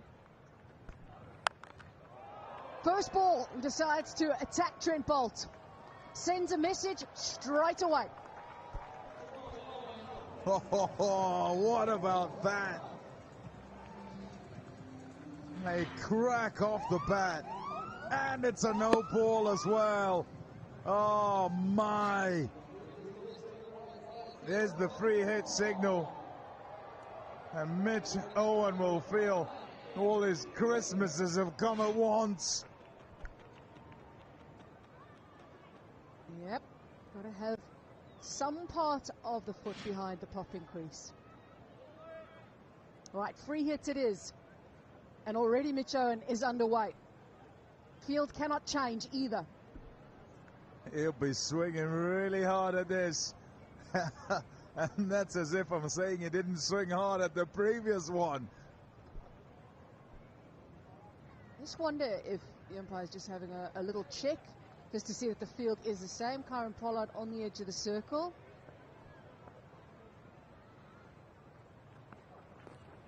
Swing. And he swings one-handed as well.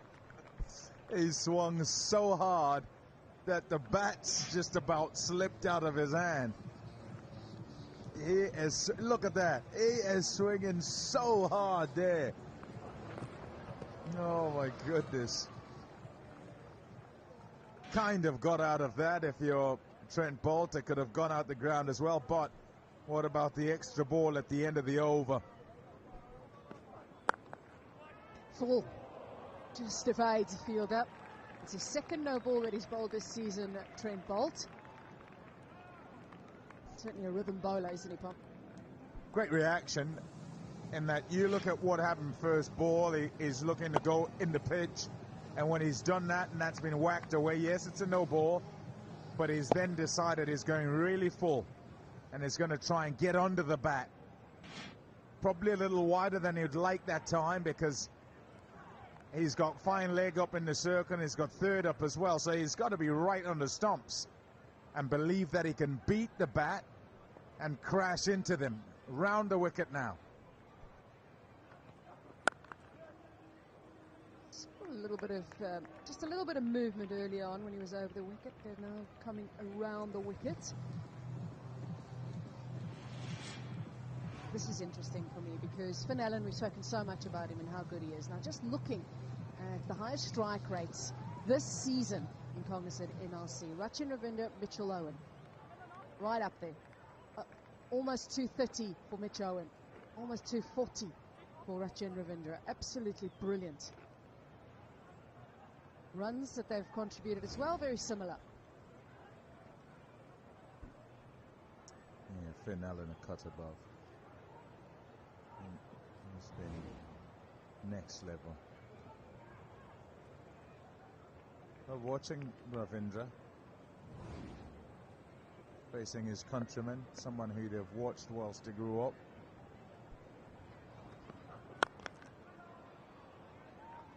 And then played with.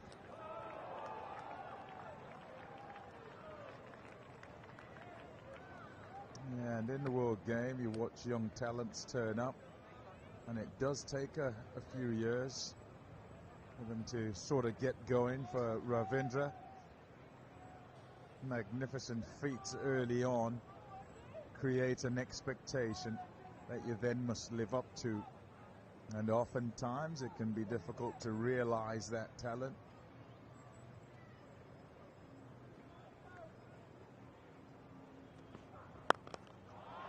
Lovely. Talk about the talent of this man. There it is on display. What he has is a fluent swing of the bat. He's a tall lad, taller than you might think. Is probably 6'1", 6'2". That's lovely.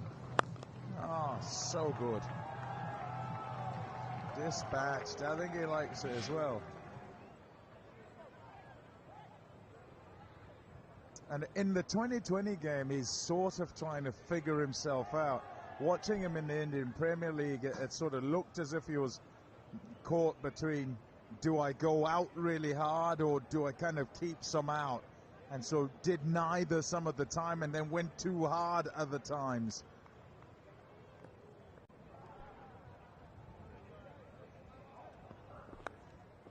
Leg side it goes. Runs in the first over for Washington Freedom. The defending champions are away. 14 without loss.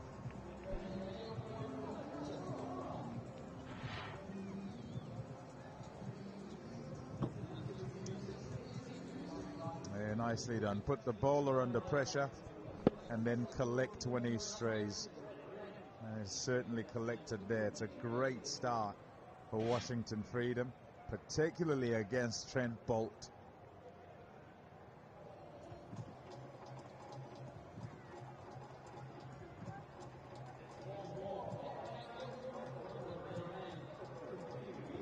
There were back-to-back fours to end the previous over, and Pommy, you spoke about it, the extra ball. What might happen with that extra ball at the end of the over? And it went for 4. Yep, you only want to bowl 6. You don't want to be giving your opposition extra opportunity. And so 7th ball. Went for 4, despite the fact that he managed to get away with the free hit and go for none there. Ugarkar. Opportunity for Rushal Ugarkar today, 21 years of age. Played a couple of matches last year, but didn't pick up a wicket. One-handed, going straight as well, and as sweet and clean as you like.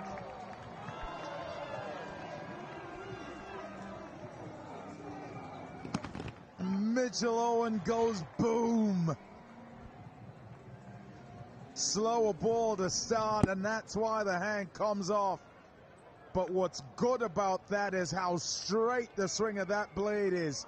It's straight through the ball. Yes, it's slower and is probably foxed just a touch, but goes through with it, and it sails away for 6.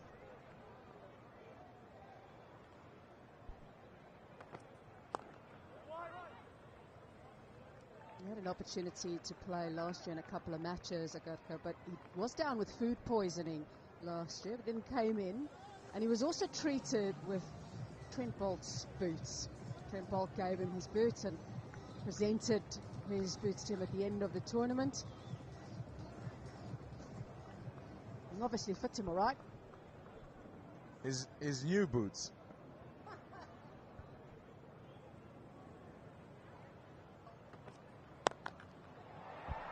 Oh, just over.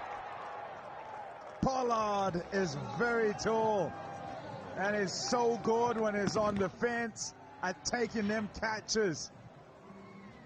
He's the one you'd want there, but it didn't help this time. Couldn't get to it.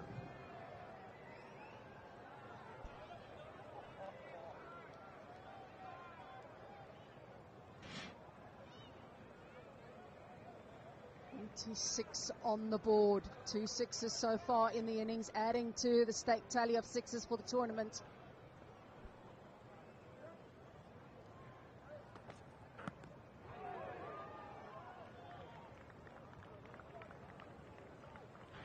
Well, look at what's gone on so far, and we've only had 10 balls, and they've disappeared.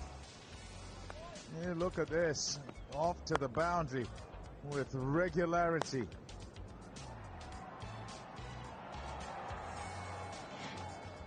Yeah, close. That last one.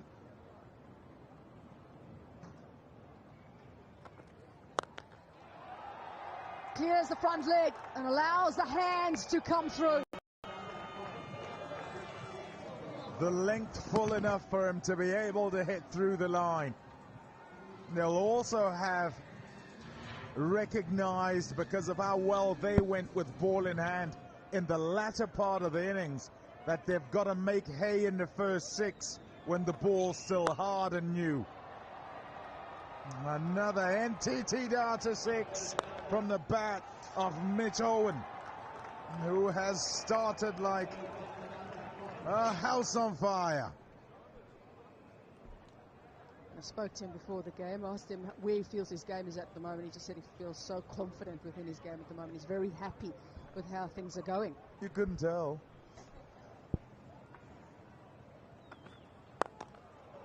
And now, jumping to the leg side to allow him some space through the offside. That's 36 without loss.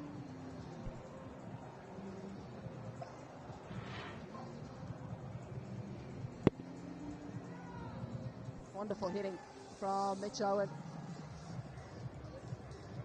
Tried to follow him and cramp him for room, but didn't happen.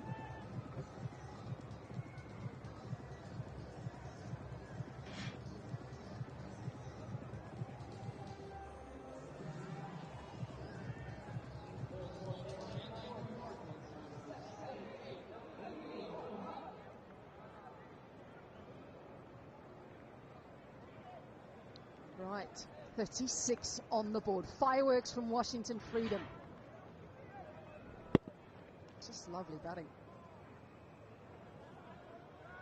Hard to stop at the moment. Naveen Ul-Haq, I wonder what the conversation between him, the bowling coach Mitchell McClanagan, might have been after the previous game. 4 overs, 2 for 64 for him. Experienced campaigner. Very skillful, Naveen Ul-Haq. What he has is changes of pace and bowled decent gas as well. Now, one thing you'd have to be as a bowler who bowls in the power play and at the back end is philosophical about life in general, in that you know that there'll be a day when you'll catch it. And you don't want those to be many days, otherwise then you're not going to have the job. And generally he goes all right. He manages to take wickets up at the front and keep things relatively quiet. And what he wants tonight is to bounce back.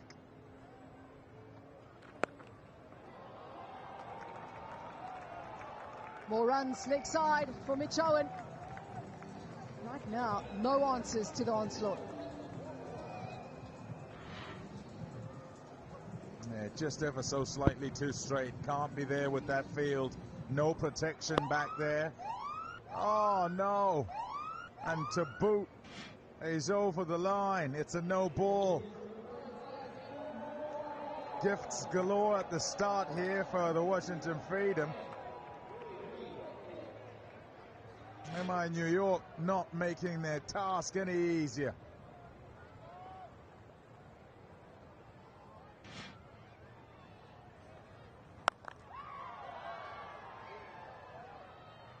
But again, the free hit doesn't go to a boundary. Let's go down now to Aman Patel.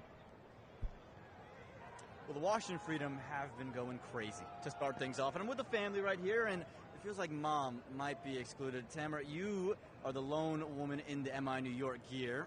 It's been a slow start for you guys so far. It has been a slow start. I'm hopeful that it's going to pick up on our side, on the defense side. It's going to be great. No worries. They've all lost every other game that they've ever supported the Freedom with, and I've always won, so I'm confident. She's confident. Now, Avery here. Now, you were telling me that anytime you come to a game, your team doesn't win. I have lost 15 games, yeah.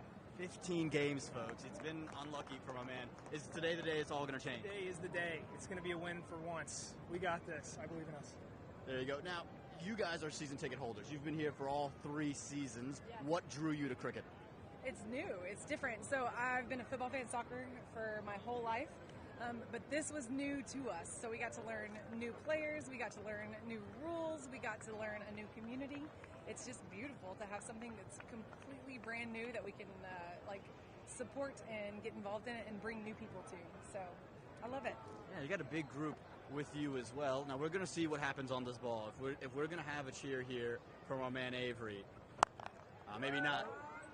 I don't know if it's quite going to get there, but Avery, now you guys are going to be here all weekend long. You're looking for anyone in particular. You guys are from Dallas. You guys big Texas Super Kings fans? We love them. Yeah, that's the only team that she and I can agree on is the Texas Super Kings. We love to see them every time we're down here. Beautiful. Well, these guys, they might have some feuding going on, but the Washington Freedom off to a rocking start.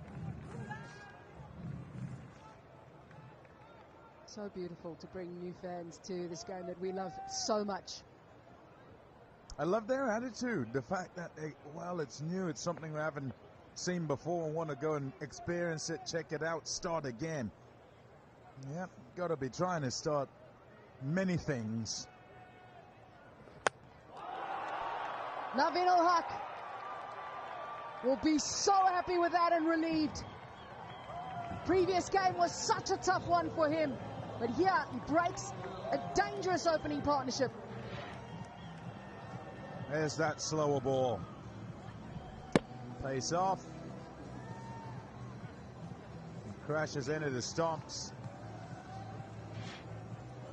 It'll bring him great joy. Ravindra gone for 10. The Freedom 45 for 1.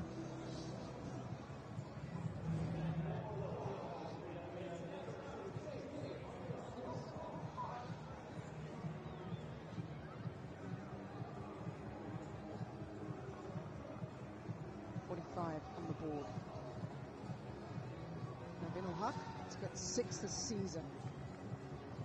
He's their leading wicket taker. Naveen Ul-Haq, despite being a bit expensive.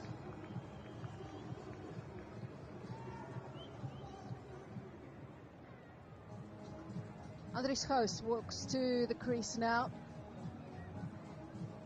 So often has opened the batting. Now batting 1 down. Because of that opening pair of Ravindra and Owen. Know these conditions very well. And he is somebody who can just keep the scoreboard ticking over. It hasn't quite been his season. I wonder if that's got something to do with where he might be batting. Just made a little too much room in the end.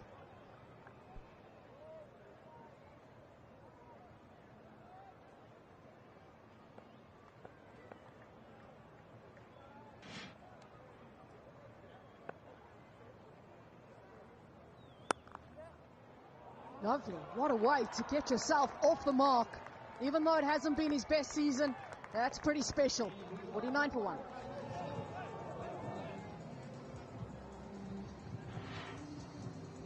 This is the slow motion replay, but when he played it, it seemed as if it was in slow motion as well. Shortish, wide enough, and he just times it away to the fence for 4. And that's what you want up your first ball. To play it well, to take the chance to get a boundary.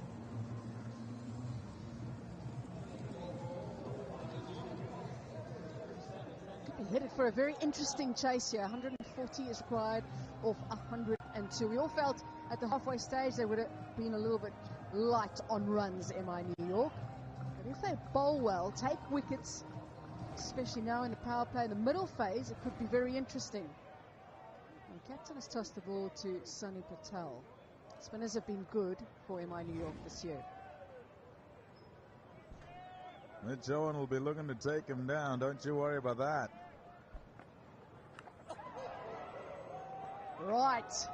Little mini battle in a way won by the bowler.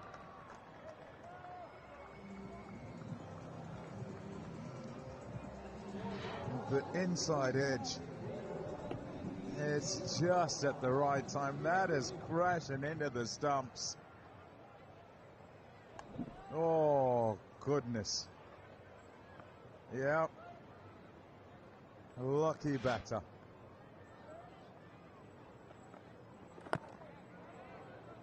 We're talking about pace off being the way to go so often and saying that's what can bring you success. However, last ball of the last over had pace on 77 miles an hour. It was the quickest one by quite a long way in that over by Navin. Gous used that really well. He used the pace to be able to hit the ball square.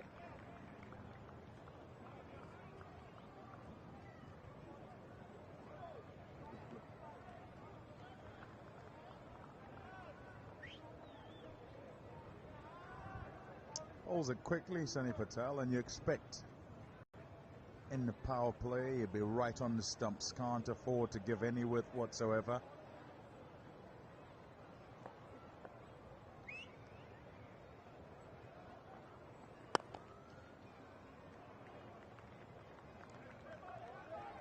I think he started really well, holding the right line. Yes, he went for 4 off the first ball. It's just unfortunate. Important to close out here. They took a wicket, and you want to quiet over to follow. I've seen a couple of wonderful strokes from the right-hander. 2 scoring shots, 2 really glorious moments. Yeah, both have been about timing and placement. You watch him play that, just lean on it, open the face of the blade, and he's got to make sure he gets it through the covers. Yeah. Not so good for the skipper of the bowling team. And then he drags it short. He's lucky because he's got protection. It's 59 for 1.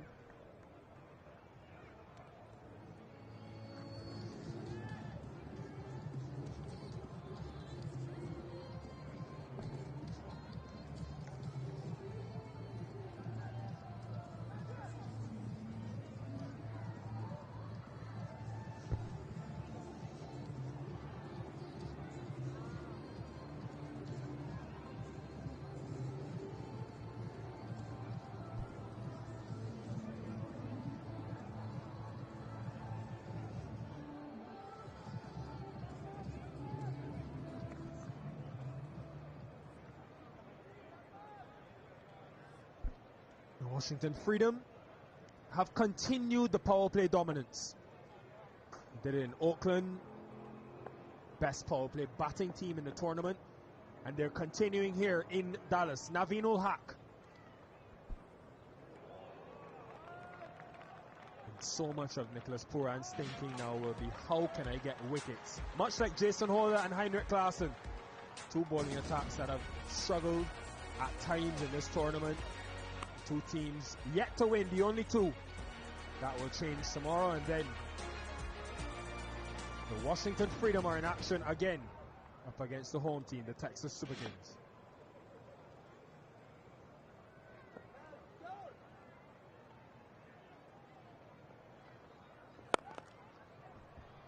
Hello and good evening to Lisa Stille. Evening, Nikhil, and evening, viewers as well. Ricky Ponting will be happy with the base that's created. Only lost 1 wicket in the power play. One thing that Ricky Ponting does is he reads the game so well. I know we've all heard him in the commentary box. He's able to predict the future based on where the field is set, knowing the team and the bowlers. So a slight change in the field. Deep point comes inside the inner circle and deep cow. So 2 fielders on the leg side. And LA Knight Riders dismissed Gauss in the last game, pulling. He's very strong square leg side. Will take on the short ball. Maybe a bit of a bluff. Just on the off stump line, teasing Andres Gauss.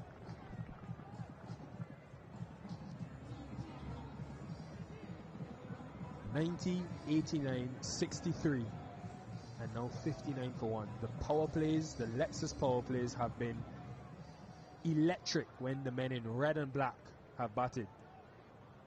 Some may have felt that with no Travis Head and Steve Smith that would have changed this season, but they've done well, Ricky Ponting and his team, to maintain and put players in the right position to keep the things that they've done well working. Yeah, and I think Mitch Owen has played a crucial role because he's that type of player, a little bit like Travis Head. See ball, hit ball, and try and hit it as far as you possibly can. Important match for these two sides. Washington Freedom are in 3rd position with a positive net run rate. And MI New York lagging behind. Maybe not as much as Seattle Orcas and the LA Knight Riders, still searching for their first victory.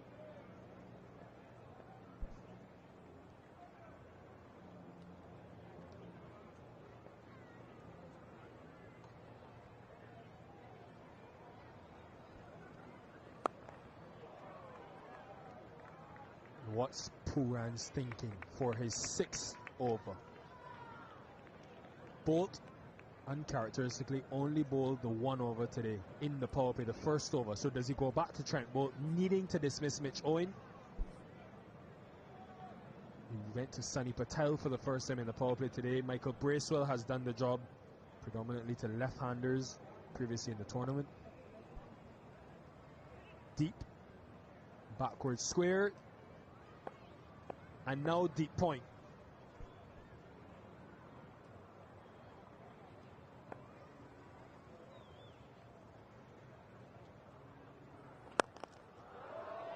He picked the slower delivery well, Andres Gauss, showing he can score down the ground as well. 65 for 1 after 5.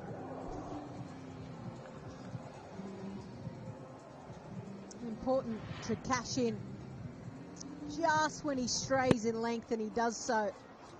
Safest place, risk-free, down the ground, full face of the bat. Yep, he knows he's missed. He's coming off a bit of a hiding in the last match. Naveen Al-Haq.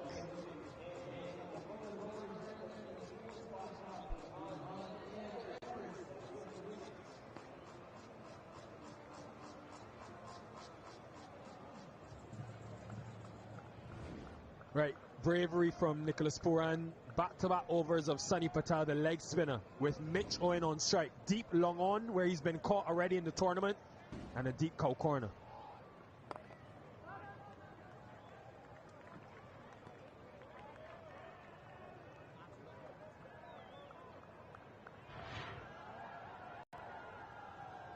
Yeah. He's got a number of variations. That one was the off cutter. Long on, just watch it. You could put 3 Kyron Pollards there, they weren't catching it. Mitch Owen is such a hard batter to bowl to because he's so tall. He's got great long levers. So if you stray on the full side.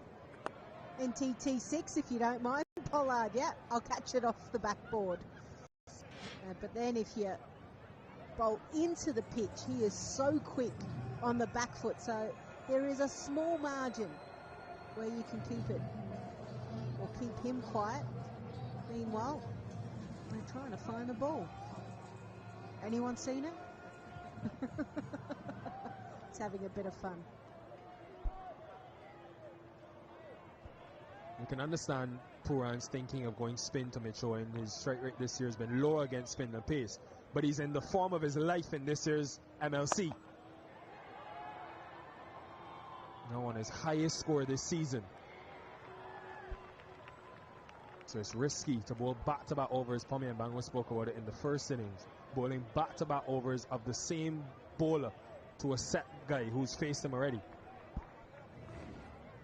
Yeah, and the reason for that is because they've got an understanding of the pace of the pitch, the bounce, and also what the tactics are, especially in the power play.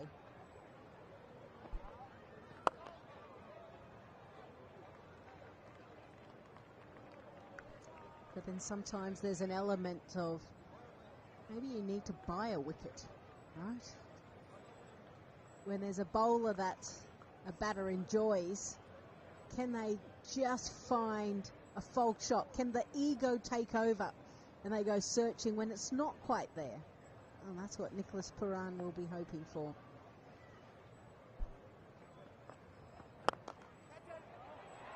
Straight to the fielder.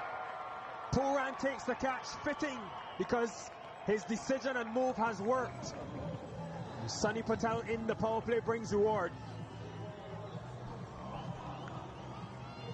We may be talking about the fact that MI New York's total of 188 might be a little bit under par, but if they keep taking wickets, especially in the power play, something that we haven't seen so far here at Grand Prairie, a little bit of a juggle, in fact, by Nicholas Pooran. Doesn't matter. In the end, he completed the catch. Andre House goes for 14. It's 74 for 2.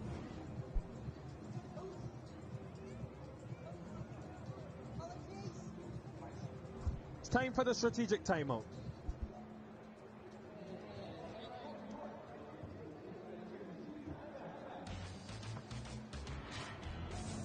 Right, the highlights. Washington Freedom have been the most powerful team in the first 6 overs for a reason. Mitch Owen, Rachin Ravindra. Shots. Shots down the ground, flicks off the leg, one-handed shots, two-handed shots as well. Powerful players, especially Mitch Owen, straight down the ground. You bowl at the stumps and you miss your length, it is gone. If not, he'll move and find a way. A really clever batter who is in the form of his life. Then Naveen Al-Haq picking up Rachin Ravindra. Puss came in and was able to get away with a couple. Some good timing, a good placement.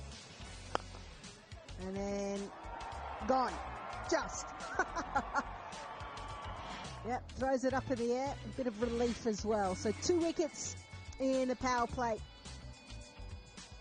Mitch Owen is still there, striking it at 229.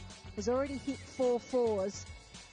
And when you think of MI New York, they hit only 4 sixes in their 20 overs. For the bowlers, well, Naveen, probably the best from an economy rate, but the rest have all leaked plenty of runs.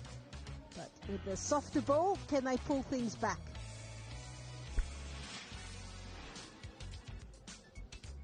Yeah, it will be fascinating to see the way Owen plays now, if he can make it out of the Lexus power play and get deep into the innings, given the impact, the power, the dominance he's shown at the start. But a lot of batting to come. Glenn Maxwell coming off of 100.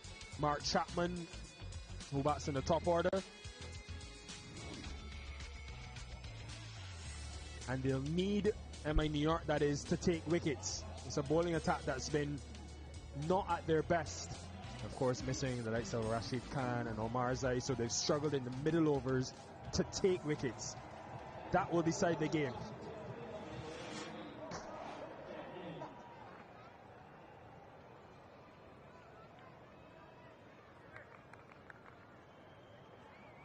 Kiwi Mark Chapman into his second game of the tournament.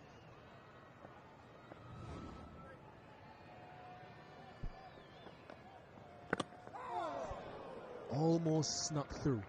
74 for 2.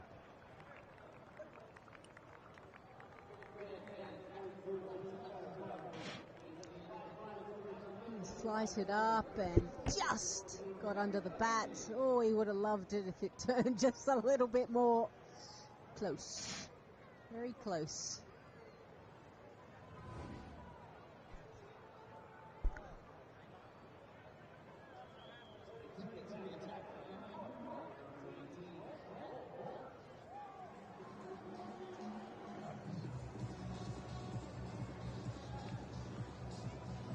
.74 for 2. And MI New York in their innings, remember folks, were 70 for none. And then we saw a drop off in the scoring rate. Trent Boult will come back into the attack, just the 1 over in the power play. Don't always see that very often. Usually bowls 2 and sometimes 3. But my co-commentator Lisa Saleka mentioned it at the end of the first innings. We've seen it now twice. TSK last night, now MI New York tonight.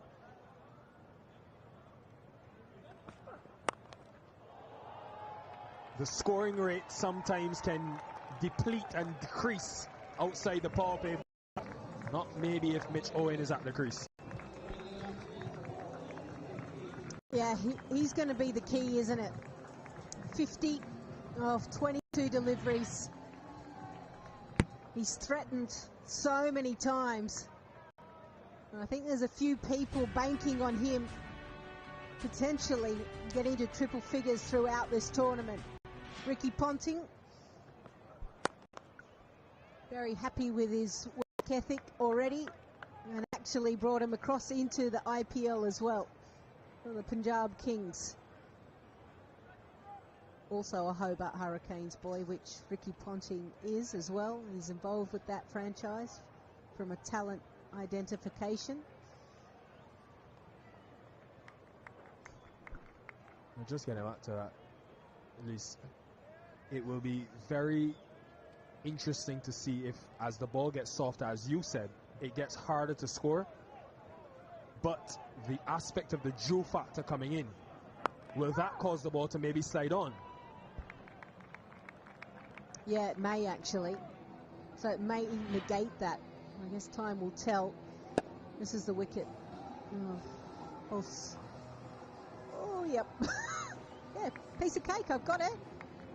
Now go fetch it. Oh, he was ready to throw it before he even caught it. Maybe catch it first cleanly.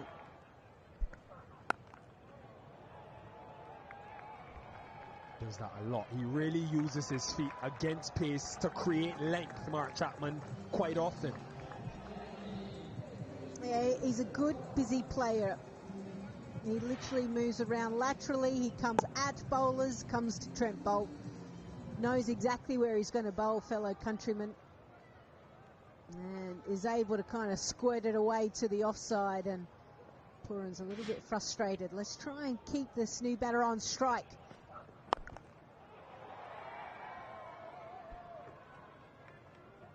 Also important to note, Washington Freedom Bowl close to half their deliveries of pace off.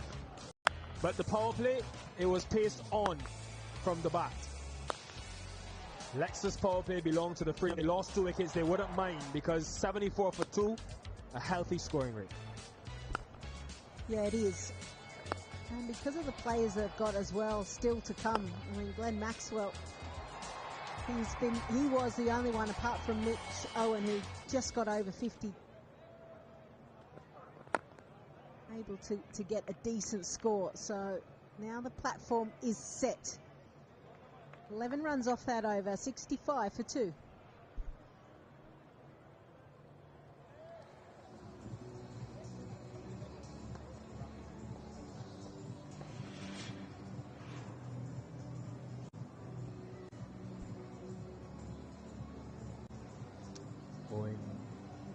50. The other 2 times he's got to 50 in T20 cricket, he converted them into big hundreds in the Big Bash. One in the Big Bash final, of course, earlier this year. So that will be a happy sign for Freedom fans.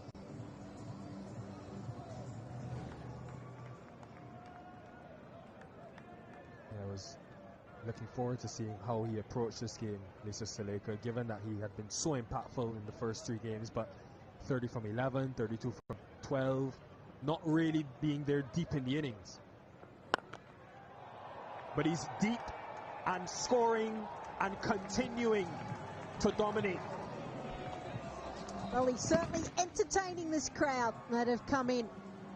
You know, there's a lot of players kind of filling the stands around that Grand Prairie Stadium signage because they know they're in the firing line. It's the wrong end. It was picked, an NTT 6. And then there's a fight for the ball. Yeah, he's threatened, hasn't he, in the previous innings. He goes again, this time though, doesn't have the same success. It's Sunny Patel again. 3 wickets. He fights back like MI New York. Oh, Mitch Owen, frustrated with himself. Picked the leggy. Just the bat closing slightly, so it meant that it didn't find the meat of the bat. So it didn't sail over. Oh no. You can't believe it because it was certainly there to be hit. But he departs for 60 off just 26 deliveries. And the Freedom now are 91 for 3.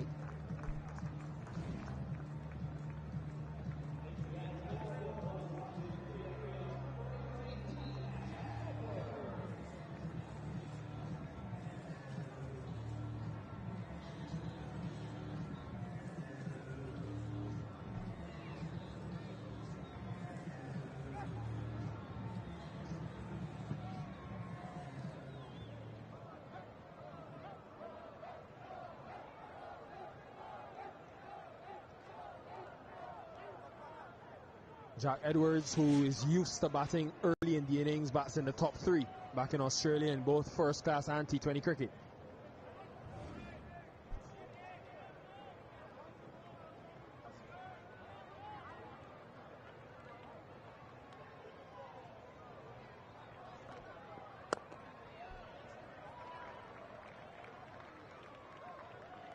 Yeah, he has to understand his role right now. I mean, the fact that he's coming in the 8th over, it's not that far outside of the power play.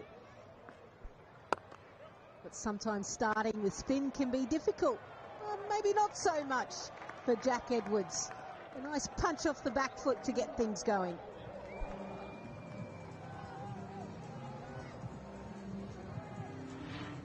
The blueprint for this Freedom team, attack. They've got depth. And even though they're miles ahead of where they need to be in the asking rate, they continue to go hard and push the limits.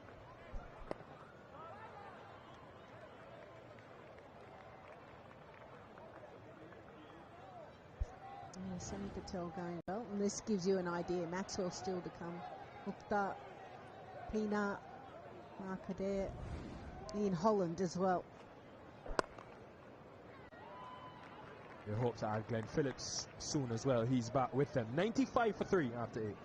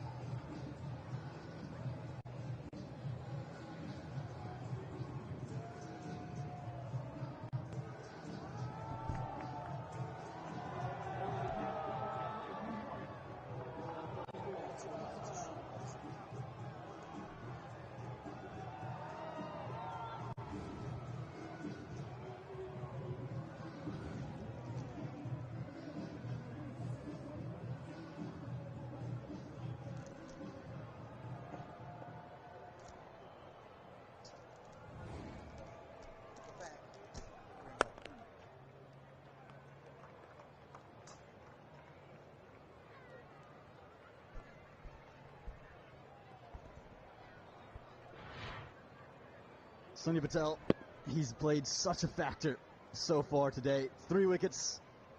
Look at the celebrations. Know how big that moment is. Danny Morrison, MI New York, back in the contest. Hello, Anand. Yes, they certainly needed to be. And Michael Bracewell said at the break after his innings, wickets in the middle overs. And here we are in the 9th, and he's got the ball in his hand himself. And to try and make a difference to proceedings. Required race. It's under race. He's just cruising because of that opening stanza of the first 6 is vital. With the new ball, hard comes on. We all appreciate that it's probably a bit easier to bat in these good batting conditions, and the batters want to make hay, and they did in that opening 6.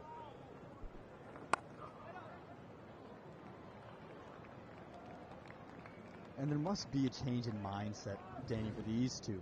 Again, we saw how quickly of a start the Freedom got off to, but there must be a different mindset, Danny.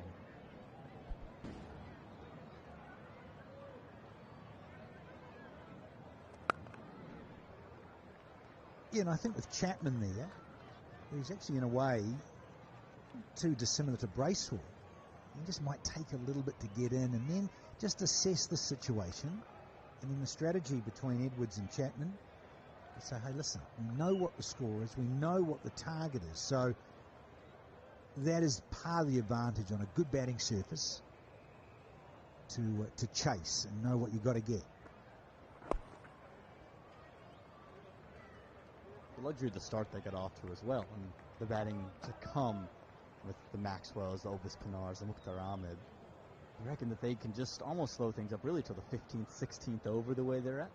And just your point of that mindset, and it can change because, as you rightly point out, they've got the luxury there with the start they've got off to a hiss and a roar.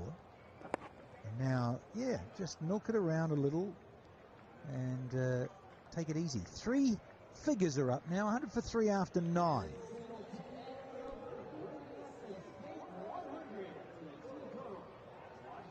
Plenty of time to get settled in with these two, Edwards and Chapman, just to run a ball each. 6 plays 8. That's all it has to be at the moment, and then they can reassess.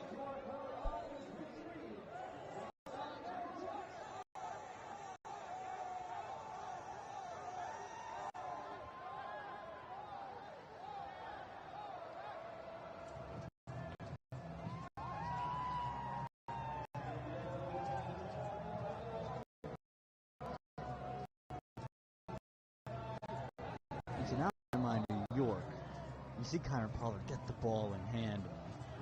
Danny, where is this coming from? Why does Pollard have the ball? Is it to come in to take wickets, or are they looking to restrict it even further? Credible. 700 approaching. Well, he's so wily, Anand. And he's so good at little cutters and changes of pace, and then bowls a heavy ball. Yeah, smart running. Yeah, no is the call from Edwards, and rightly so. So he can do this to you, because I think batters now feel, well, you know, look, Pollard's getting a bit long in the tooth and we should go after him and bash him everywhere. So check out the Royal leading run scorers. Finn Allen, he's dined out again yesterday, and then you think of Monik Patel, he's breached 200. Macho making a bit of a name, making a statement in season 3.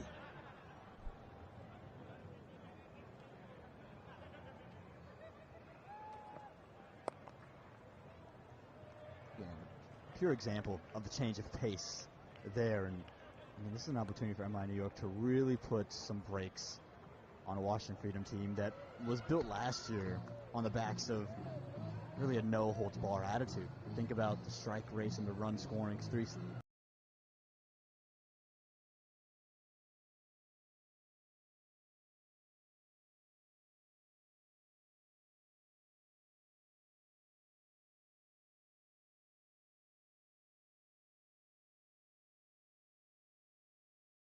.36 for each.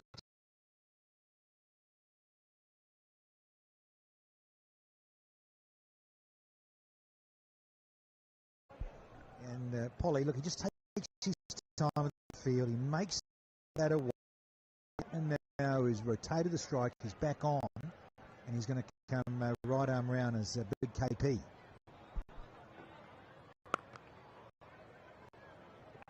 And the ball, we're now almost half.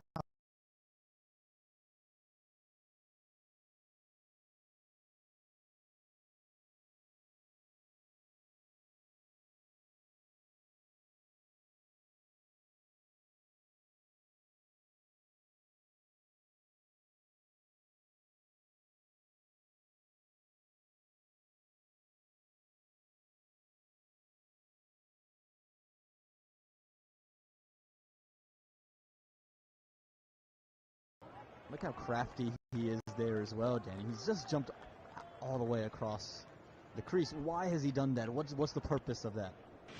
Just the visuals too. He's often done that. He jumps out to the left, his left, out to the offside of the batter, and then the batter's going, oh, so he gets distracted for that split second, and then again he's changed his mind, maybe of what coming, what to do, what to play, and so yeah, all those little treats of boxing. Whoop. Yeah.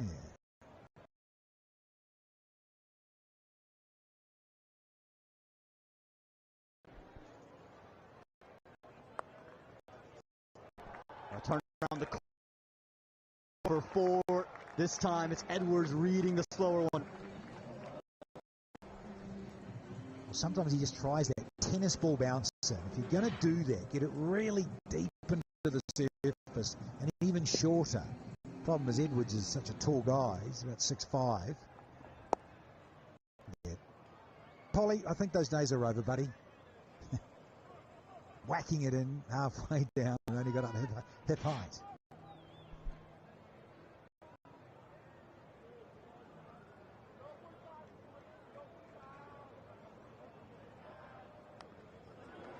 It's a genuine outside edge, and to add insult to injury, it'll race away to the rope for 4. 111 for 3 after 10. The byplay with Pollard. He just stands there and eyeballs Jack Edwards, who would have been at school when Pollard was carrying on with these sort of antics. Ah, delicious. 4 more.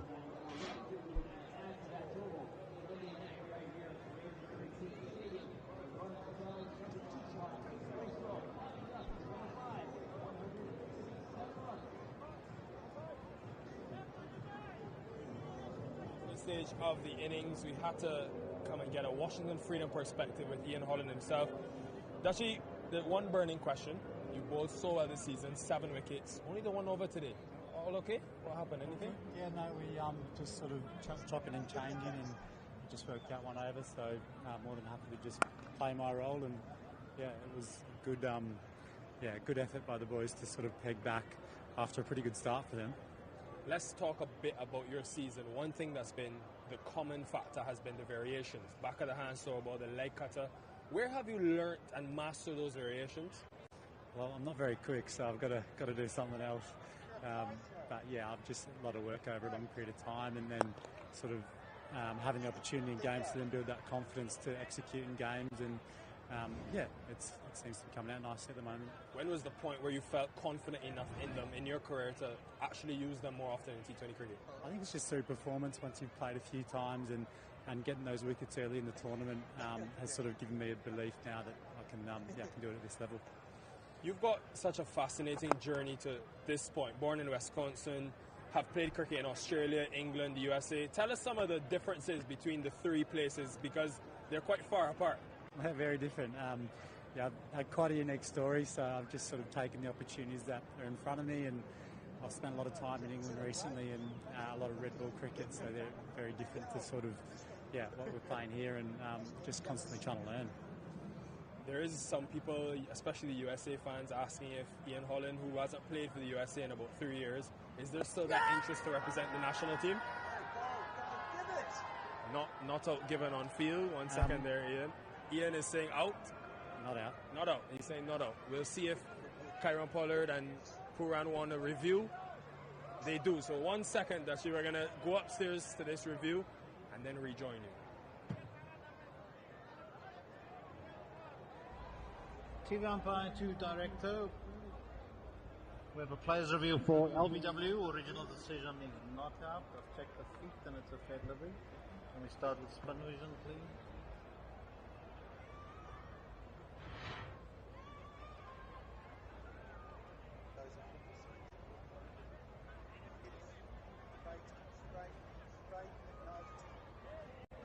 Yeah, close to the bat. Can we have outrage?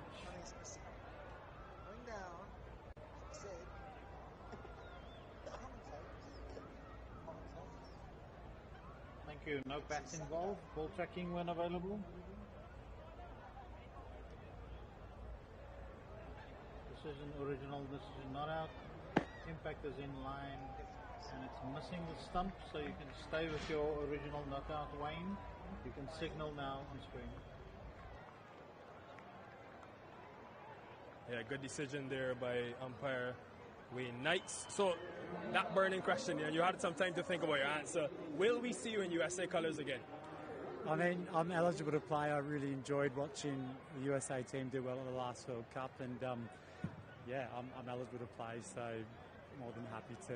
If the opportunity arises, I'd love to. But yeah, just happy to be also playing county cricket, and this is a great opportunity in the major leagues as well. So yeah, I'll take the opportunities in front of me. I know you've worked closely with Sean Bradstreet, your bowling coach. What has been your biggest learning from being a part of the Cognizant MLC for a couple of seasons? Yeah, I've been really fortunate to come into this group and keep learning. Yeah, Sean's been great in sort of helping me plan the way I sort of build my overs, and yeah, just sort of having that mental capacity to just be good. Be good there. Thank you so much for your time. 116 for 3.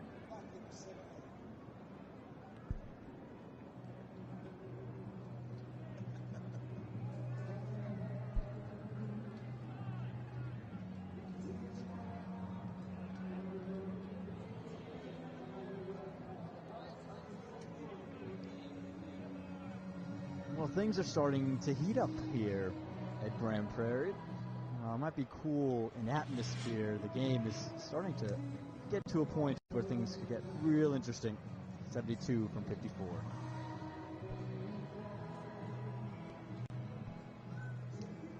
And this partnership between Edwards and Chapman feels like it needs to continue for just a couple more overs. And again, the beautiful part is that the Freedom don't really have to find any trouble. It's MI New York that have to do the prowling, and they've gone back to pace. It's Naveen ul Haq taking the 1 wicket.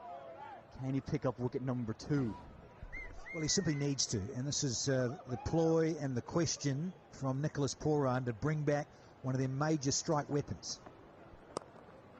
Changes the pace. Good Yorkers. Hello, he's doing himself as he saw this a bit in Cognizant MLC Season 1 and 2, where just a little bunt into the onside allows that to happen. Gee, little ambitious, my friend. Ravindra had himself a lot of room, and yeah, juggle. No mitts on there, Nicholas. Normally keeps. And then another one. Sonny P. Good stuff. Caught by Nicholas P. Very good. Very easy. But they could do, as you said, Aman, could do with another 2 or 3 wickets rather quickly.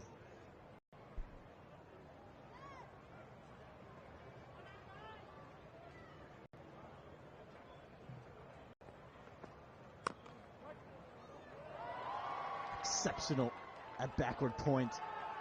Every bit of run saving will be huge. Well, been brilliant to see all the action, and the photographers have been sensational. Danny, we've been on Instagram. You've been checking them out? Yes, do love seeing the snappers near sideline. And it's just so instantaneous. It's digital age, isn't it? Photo, boom, post it, she's up. Serious cost, those lenses too, just quietly. Oof.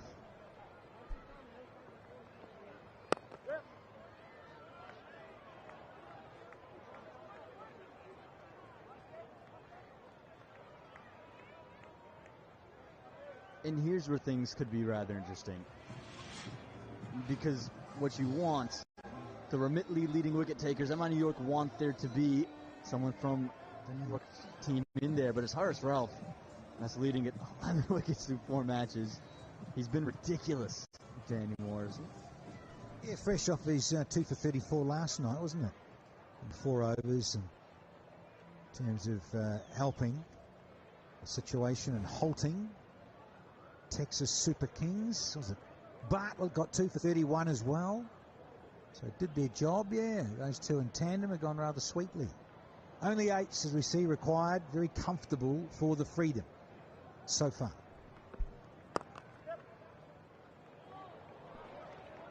Been brilliant in the field, MI New York, and they're going to need some extraordinary efforts, Danny Morrison. How are they going to come about this wicket? What do they need to do? Well, just fielding like that. And what it does, it just lifts the unit. And if someone pulls off something like that, and the batters, of course, in franchise cricket, haven't played a lot together. Edwards and Chapman just haven't. It's as simple as that. And there could be a little bit of miscommunication with a run out, a field like that, and then the pick up and throw. And you can pick up a wicket like that, a run out, rather than stumps everywhere or a good catch. A brilliant piece of fielding can make the difference.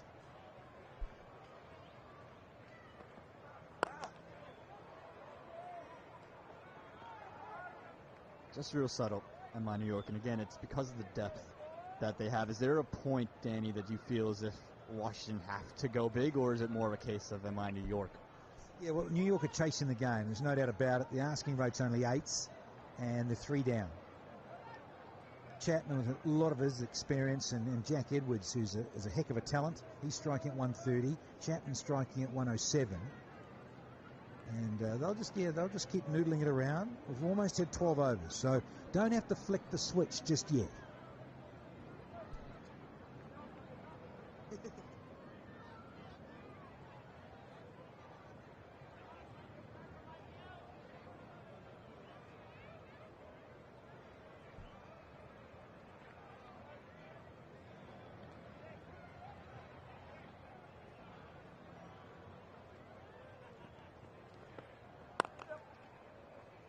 Well, make sure you fill in Grand Prairie Stadium. Go to MajorLeagueCricket.com to go ahead and get your tickets and your updates. Close of over number 12, 124 for 3.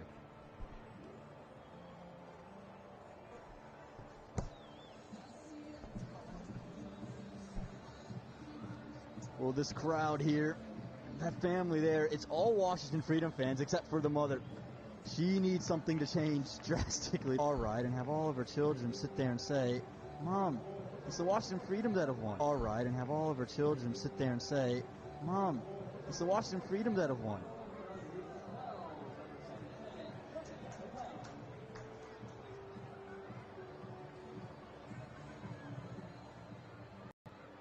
Plenty batting to come.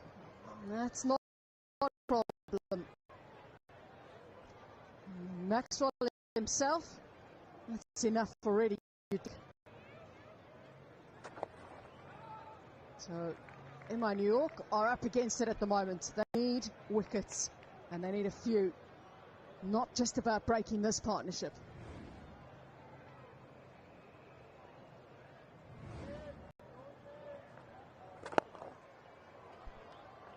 Didn't quite get under it, but he hits it hard enough and places it to the right-hand side of Pollard.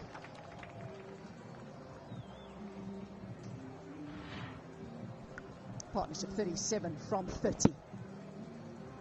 It's just about what's required at this stage because they're well ahead of the rate. They have no reason to panic at all.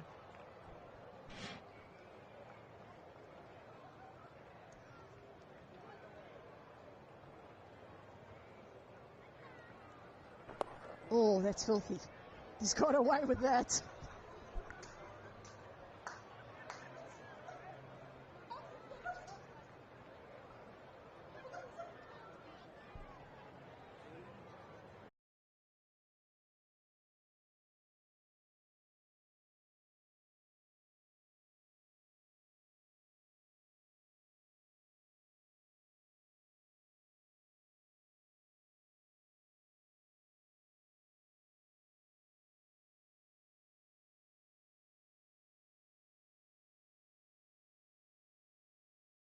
Make sure that the ball actually touches the hand, so can you give me a replay of that? touches the ball rather.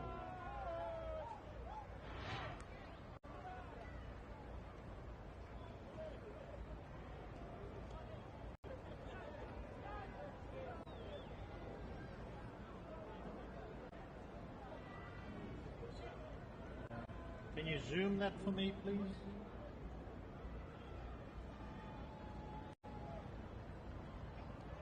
Or an ultra edge even?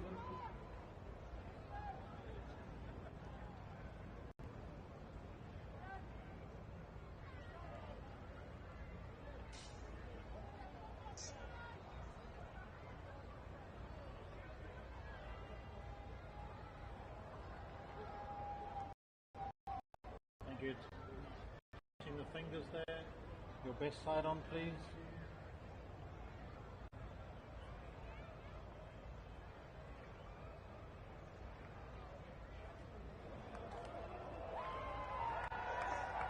Thank you. Batter is short. I have a decision for the big screen.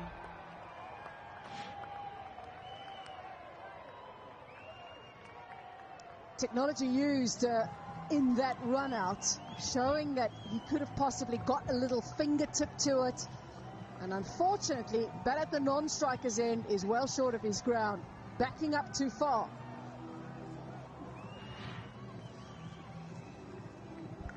Sweet strike, but too straight. Great reaction from Bracewell to get down that quickly, and so having got down and got a touch on it, it's onto the stumps, and it's a timely wicket. Edwards gone for 30. Freedom 1-3-2 for 4.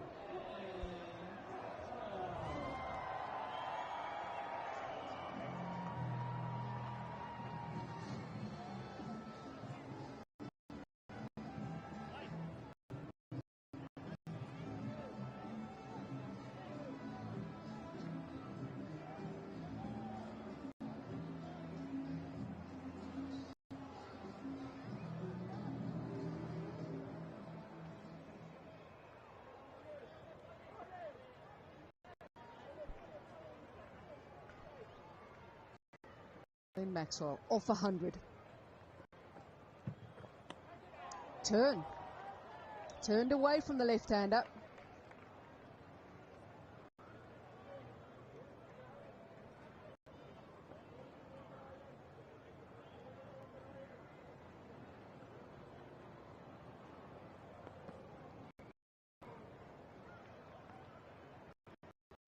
Happy to toss it up to Chapman, and that'll be about the history. Both New Zealanders know each other well. Another look at the wicket. Struck. Yep, excellent. And he says, it hit me here. Look at them both, laugh at him. They're just like, Wayne Knight is like, nah, I'm not taking your word for it.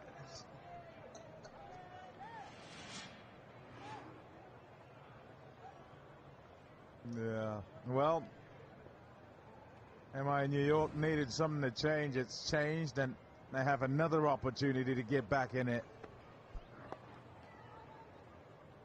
And we chatted to Bracewell at the break after he put on runs with the bat, and he said wickets in the middle phase are going to be important. And he knew he'd be probably bowling in that phase as well. He's done a job of keeping the runs down at least. Maxwell, he's off 100, and he's off and away here. What a catch in the crowd.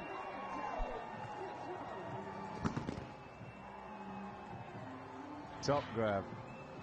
This is a magnificent shot. You're just waiting to see when he'd go at it. Off spin to the right-hander, and he's always going to try and take him down. He's done very well to get bat on that, because that was very wide of the off stump, and he was going in the opposite direction. It's 143 for 4.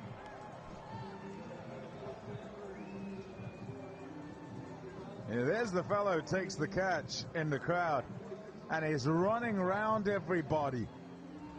You watch this, and he plucks it out of the air. Absolutely magnificent. The strike is crisp, and he watches it sail. You watch him, there he is. Bam! Taken. Outstanding. And then he says, yeah, I got it.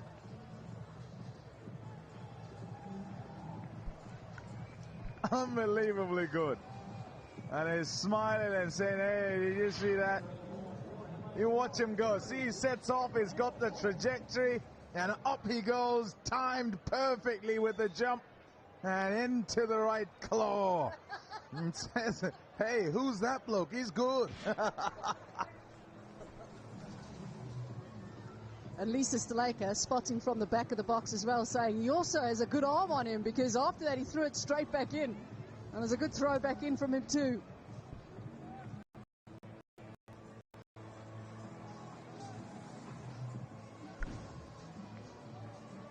Sthalekar watches closely. Sthalekar had the mitt on earlier when the teams were warming up. She was helping out Washington Freedom. You keep going, hot Sthalekar. Right, captain turns to Bolt. He's bowled 2 overs for 25. He overstepped as well in the first over, second time this season. He's such a trump card for so many franchises, and in particular, the MI franchise. He's done it so many times. Can he do it again? Now, Nicholas Pooran has taken the gloves. He's standing behind the stumps for MI at the moment. He's got the pads, looks like underneath his pants as well. So you won't see the pads on the outside like you might with other keepers, but he's got them inside his trousers. There we go, that's a protection.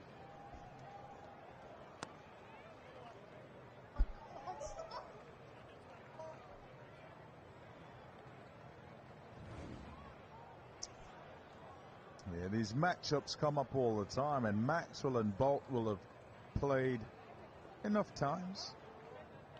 3 dismissals, strike rate of just 115. Oh, wow! Goodness gracious! That has gone a mile! It brings up 150 as well. And it's like the shot of a gun when he hits it. What a 6.